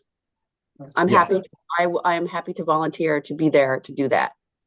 Okay, so that is different than our bidders information session. Like more of Or an that should be- office hours kind of vibe. Yes. Or specific, this is what I have an idea of doing, does this apply, et cetera, et cetera. Because Will my idea work, right? Yeah. How do you submit financials properly with the grant, right? Like a workshop, like just like John Giorgio does for the citizen warrant articles. Right. We should do a bidders information session, but if we're also going to do this kind of office hours thing, we probably can keep it to like more like a 1 hour, like, hey, this is the process. Here's how you do it. If you have additional questions on a specific part of your grant request or general processes, we have this office hours coming up. Like we can do both to an extent, but Yes. last bidders information session we did was like 1.5 hours, 2 hours, and we got pretty nitty gritty, which was fine. Right, because we also had some new things that we were doing, so there was questions on that, et cetera. What would we call this? Maybe do contract review or Town of Nantucket Human Services Grant office hours. This is all you need to do. Yeah. Depending on committee go ahead, Joanna, sorry. I'm going to say that not all of us need to be there, because then there's Yeah. not a quorum, right? Because you'd want to avoid a quorum. Right. Agreed. I was just about to say it. I was going to say, depending on how many committee members, we may have to declare it. But yeah, I think we can avoid that. And if we have fewer, if we can spread around committee member time too, so could do shifts. I Maybe also do that over the course of just 1 week's time or whatever, but I think all of this needs to be part of the award ceremony where we give out information, because people do come to that, so this is what's coming up, so on this date, we're gonna be doing this date, so people have that information. I also am gonna try and get a timeline, like a flow chart kind of timeline sheet for the process, just to tighten up some submission errors or ambiguities so that we're having everybody submit a well-formed grant application. I will propose to continue or slightly modify the award cap that we premiered this year. And then I think I mentioned the buckets of different funding that we would sort of, if not put dollar values on, put a first, second, third kind of priority in the types of programming we're looking for. If we're looking specifically, if, say, for example, there's a sharp economic downturn or federal budget impacts emergency response kind of funding, and we have enough head start about it, our priority would be emergency relief or something like that, and then do 2 and 3, just a general kind of guidance to see what kind of programming we're looking for. And then the timeline changes and some form of letter of intent or pre-application discussion of proposals so that we can give and receive feedback earlier on in the process while still giving enough time for everyone to finish up their summer and summer processes. Jericho, I think you did cover that, but I am sitting and thinking about this past cycle. We had for the first time said there would be a cap of $100,000. And I think that some of our grant applicants saw that of, oh, I'm going to ask for $100,000 when in reality, we can't award $100,000 to everybody. Yeah. So the letter of intent will probably help that a bit. A funding But then calibration. also a better explanation of $100,000 cap, because it doesn't mean that everyone should be just applying for $100,000. It's Well, I've not to get this too far into like the discussions in this, because I think we'll need to do this again in Q4. I've also toyed with the idea of fixed amount grant awards like we did for the opioid remediation fund, where there was a what is it, 15 and a 35 or whatever it was.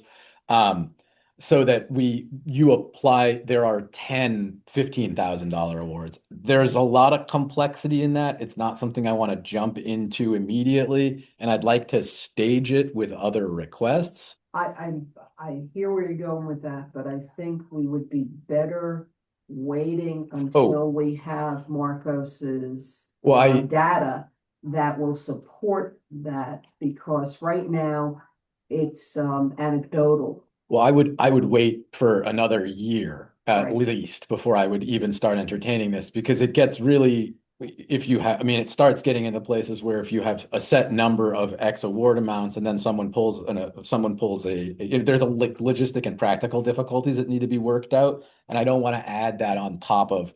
There has been substantial change in this grant process over the last 4 years, and I'm really conscious of trying to stretch out the big impactful changes, because especially in the current grant environment, I don't want to spook people, and I don't want people worried that needed programmings are going to fall through the cracks. Any other comments on just the process? And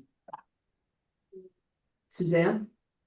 Yes, I have a question regarding the grant awards in September and Joanna's idea of having the town of Nantucket Human Service Grant office hours.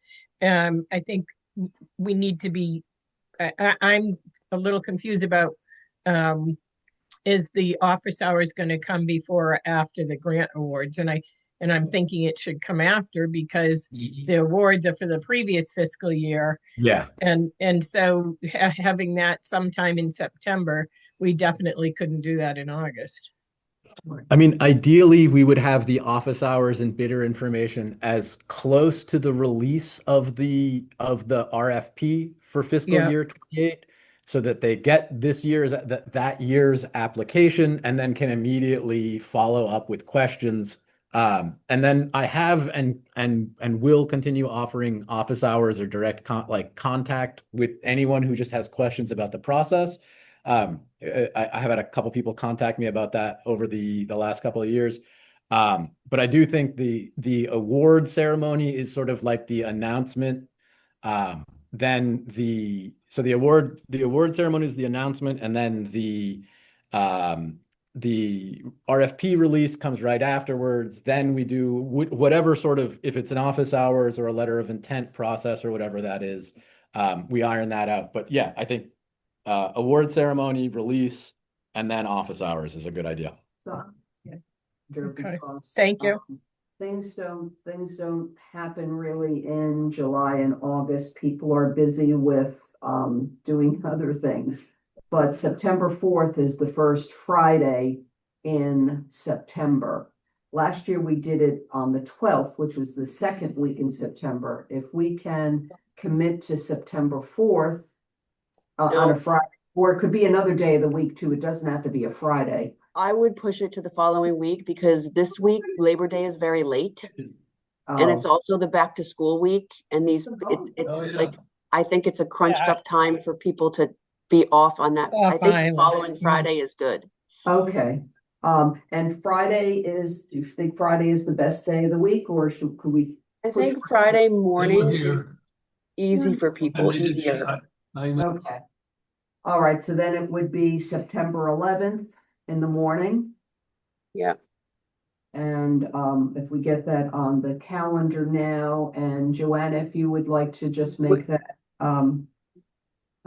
No, it wouldn't be. It would be the following Friday because Monday, September 7th is Labor Day. This is what I'm trying to say. Oh my gosh. It's very crunched up. Oh, I see what you're talking. Yes. Labor Day is September 7th. Right. So it would be Friday, the 18th. Okay. Wait, why couldn't we do it on the 11th? Because that's the first day. So the first, all the kids on Nantucket go back to school on the 8th. It's a busy week here. We've got, Okay. all the grant recipients. Many of Right. them have kids. I just Yeah. think that that's a chaotic week for people. And so I think if we push it to the following Friday, we'll have better attendance. Okay.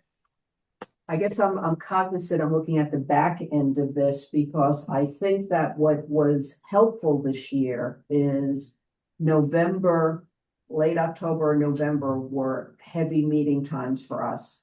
Yeah. Once December 1st rolls around, there's other commitments, etc. So we're gonna have to just. I would like us to have our deliberations mostly completed by the first, maybe the second week of December. Right. Well, what I'm And then we saying can kind of is work to backwards from finish that. it if we can by the end of November, because there's 2 weekends in December that people are very busy with other things happening. Should we at least tentatively assume it is going to be in the week after? Sorry, Joanna, what was the specific? I know 7th is 18th. Okay, so then we'll try the week on, that's the Friday in that week. So between 11th and 17th.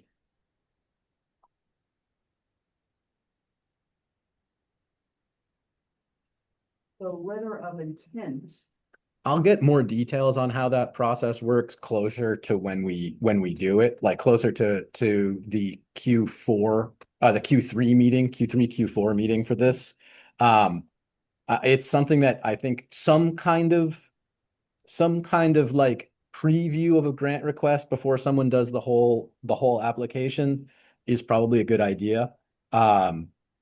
I want to get more information on that, and I want to make sure that there's not that they're not like legal or policy restrictions on this kind of stuff at the with town finance or with state law. With the other thing that we would need were the quarterly. Sorry, I'm skipping ahead.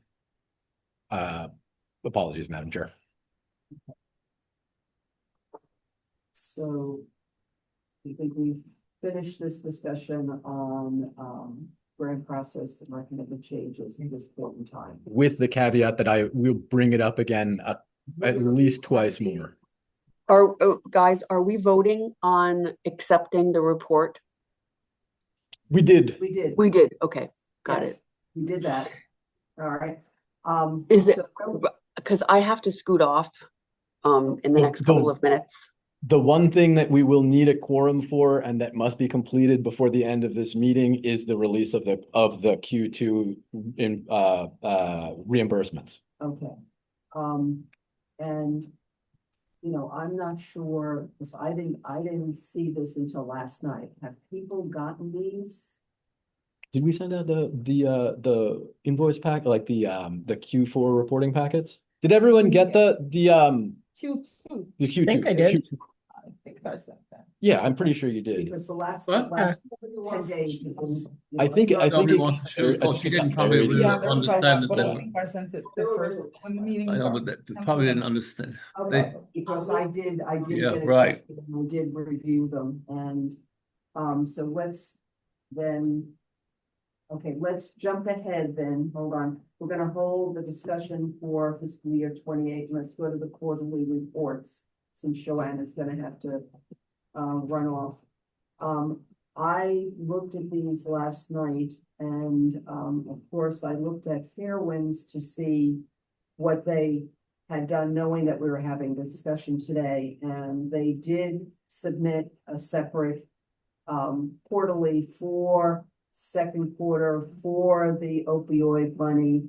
And, again, that's what I was referring to when Christie, she did have, the number of clients, et cetera, there. Otherwise, one other thing that I saw here, which doesn't affect the approval of this, is NAMI. We're looking at, this is the end of funding the local therapist program, right? local therapist program. And with this quarterly, she said she's done with the money that we gave her for this cycle. So I question, how is that? Is it just gonna stop cold turkey? So I spoke to Jackie about this December-ish when she made the announcement. Everyone there is well aware that it's cycling down. It will stop at the end of those reimbursements. The reimbursements that this quarterly Right. covers will be the last ones, and all of the therapists that were participating in the program were made aware of that. I don't think there's a way to taper off easy on that. I think it's just at this point, it's been messaged out ahead of time and there's not much else to do on it.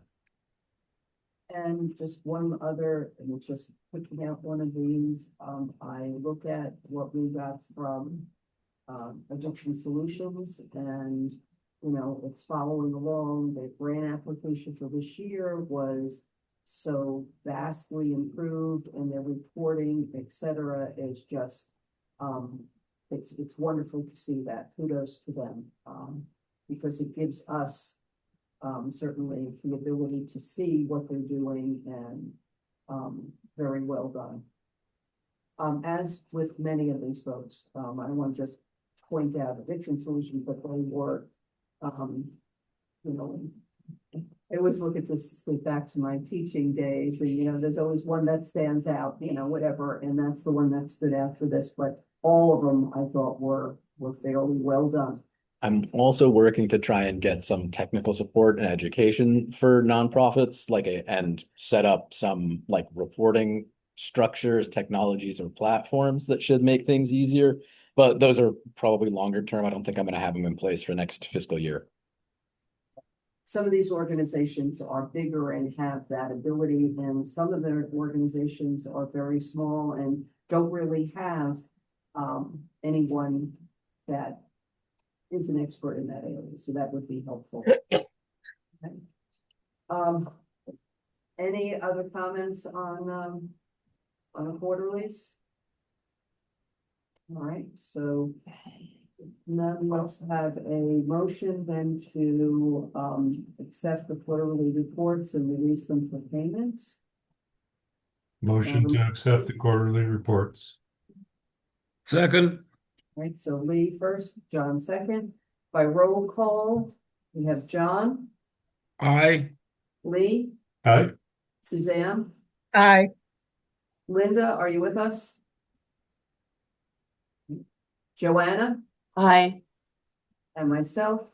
So we've accepted these and they can be released for payment. Squeeze them on this one. Perfect. Then let's go back to item number 9, which is funding request for fiscal year 28. 27, basically, we kept it flat.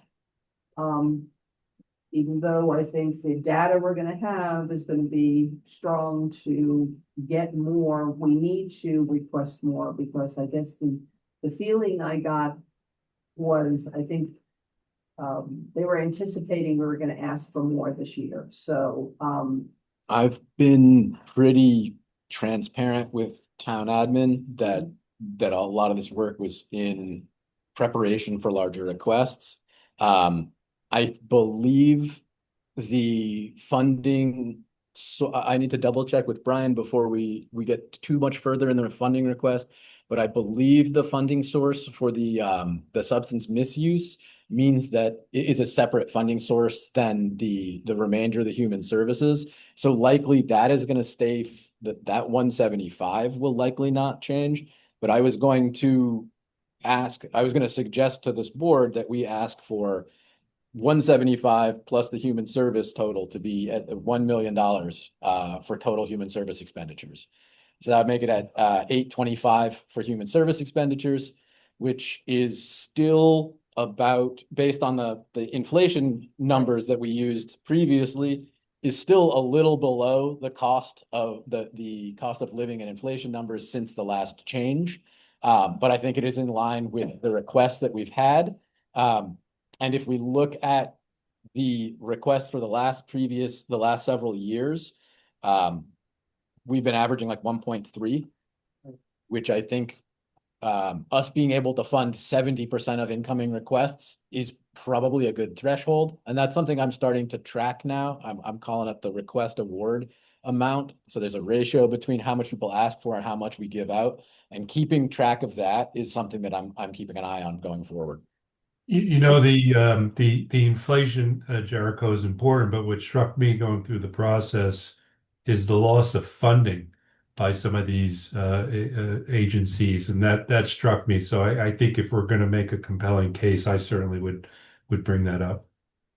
I would suggest we wait for additional data, potentially for the wrap of the needs assessment before we finalize it, but an initial letter, probably as soon as after town meeting as possible. Or no, before town meeting, but like we should have the results from the needs assessment before that. Before the start of the next fiscal year, we should have this in the formal request letter. okay. So we have a meeting sometime for quarterly April, so that's when this should be mailed.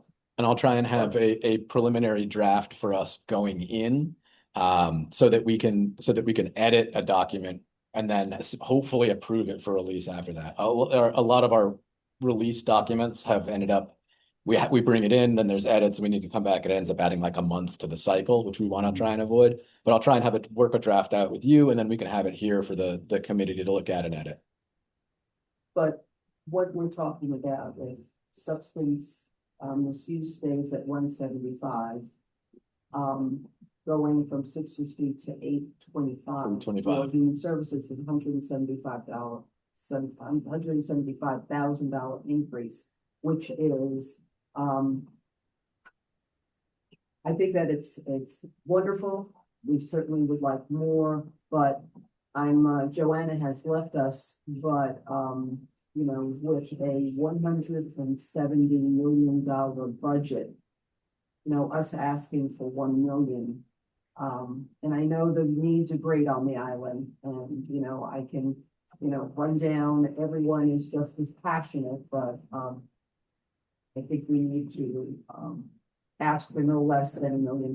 Well, I think it's important for us to position these requests as following with following with inflation as much as like these are built in. If you do not make these annual increases, you are in effect reducing the budget for human services by doing nothing. Right. And so as long as we have this connected to a process and it is understood that we're not requesting additional money because needs or whatever change. We're just trying to maintain. Yeah.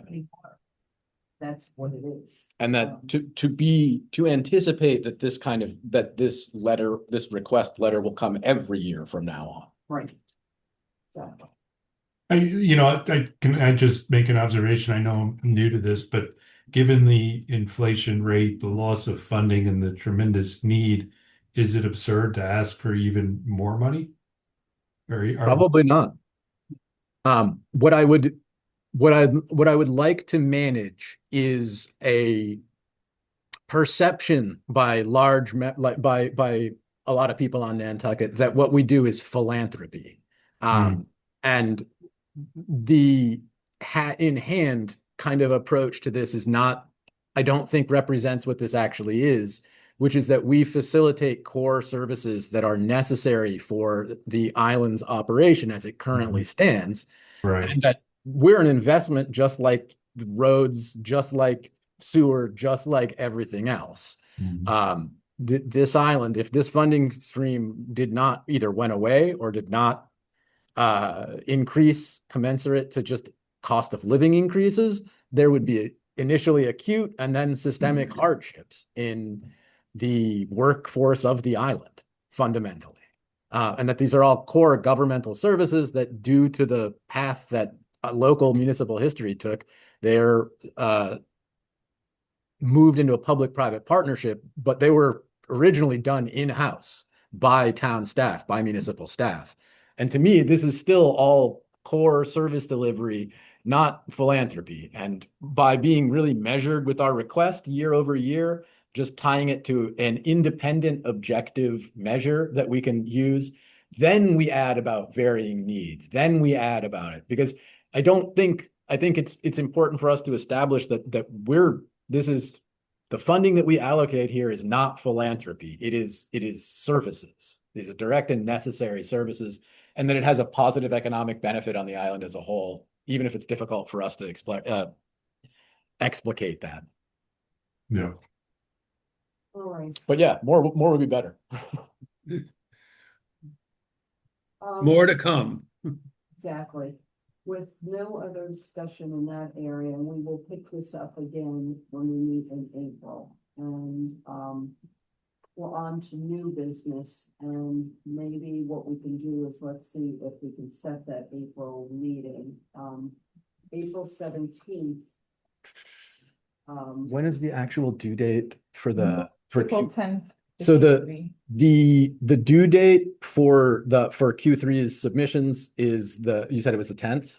Was the 10th? It's best for us to give about a week to collate that and to chase down a couple of stragglers and do reminders. I would not set it before the 17th of April. April 24th then? So April 24th, we'll have our next meeting. And we'll send a poll to Linda. When is the school vacation here? Do we know? Last week? Does that matter? It's going to probably be Daffodil Weekend, Oh, April Doesn't matter to 24th. me. Doesn't matter to me, but I'm just asking if it affects anybody. Joanna possibly. Yeah, I think let's pick a date, and then maybe we send an email out to Linda and Joanna, double check. We can discuss scheduling, etc. in emails. We Right. can't do anything else, any So other it's either procedures. April 24th, and then bumps it to May 1st, which, Well, that's close to ATO. right, it's close to ATM then, and that people get crazy with that. So April 24th would be the best. And still Friday morning, and Joanna's not here, and she's one of the most difficult to schedule, but Friday morning is what she has carved out, so we should keep it on Friday morning. We're talking about new business here, and I'm gonna take advantage of having Deborah here. We have an empty seat on this committee, which is, by our, I'll call it a charter, may not be the proper term. It should be filled by NPEDC. And we, had a member up until a year and a half ago, I think it is, that he resigned from the committee. But we have not been successful in getting someone, and, the issue we have is we have 6 members, we really need to have 7, which is, the full. We've limped along with 6, and I appreciate everyone's attendance all through our heavy schedule in November. It really did help in getting work done, but if one person just falls off for one reason or another, it puts us in a very difficult situation. So, I'm asking if maybe you can help in that area. All right, thank you. I've also explored them sending a designate, but the enabling legislation for the makeup of the ex officio positions is it has to be an actual member. It cannot be a designated. It has to be a current sitting member of NPEDC in that seat. And I know that Linda is not here, but I just noticed Linda's term is up this year, so, Linda, if you're listening, if you're interested, make sure your application gets in. Deborah, do you know when that will be, done? Probably in April? It will be sometime in April. In April. So generally speaking, the beginning of April, town admin gets together, looks at people's terms are expiring, committees are going to need to be filled, and then the advertisements go out, I do believe, sometime toward the middle or end of April. Okay, And then we'll have a better idea of where we lack. okay, very good. Thank you. All right, any other new business? I had something. They Yes. wanted me to check if we wanted to keep the regular meeting that we have, the 4th Thursday, Friday. The regular spot for. We don't need to do it we don't need to hold it So monthly. it'll just be as, As needed, but it Okay. is Friday morning at 9 AM. okay. But it's just an Maybe see as if we can needed. hold the date for the 24th of April is what we're 24th of proposing. April. Just hold that. Alrighty, with no more new business. I want to thank everyone. Happy New Year. It seems like that was a million years ago at this point, but this is our first time getting together. I'm back on island, which, I wake up in the morning and it's like, what's that white stuff out there? I'm in shock. But I'm happy to be back, and thank you for putting up with my midnight or middle of the night, I think sleep we've out. Midnight at the Midnight at the Oasis. Yes, exactly, exactly. But thank you, everyone. If I can have a motion to adjourn. So moved. Make, I moved John? that Second. All right, so by roll call, we have John, Aye. Lee, Aye. Suzanne, aye. Linda, are you here? Nope, and myself. Now, do we have? quorum? 1, 2, 3, 4. We do not. Okay, no, we do. 4 We people. got 4, 5. Four, so Too many we do boards. have a quorum, so we can officially adjourn the meeting. See everyone in April, if not before. All right? Thank you. And if anybody has any questions or anything, or wants to know more about the needs assessment documents, let me know. Thanks. Thank you.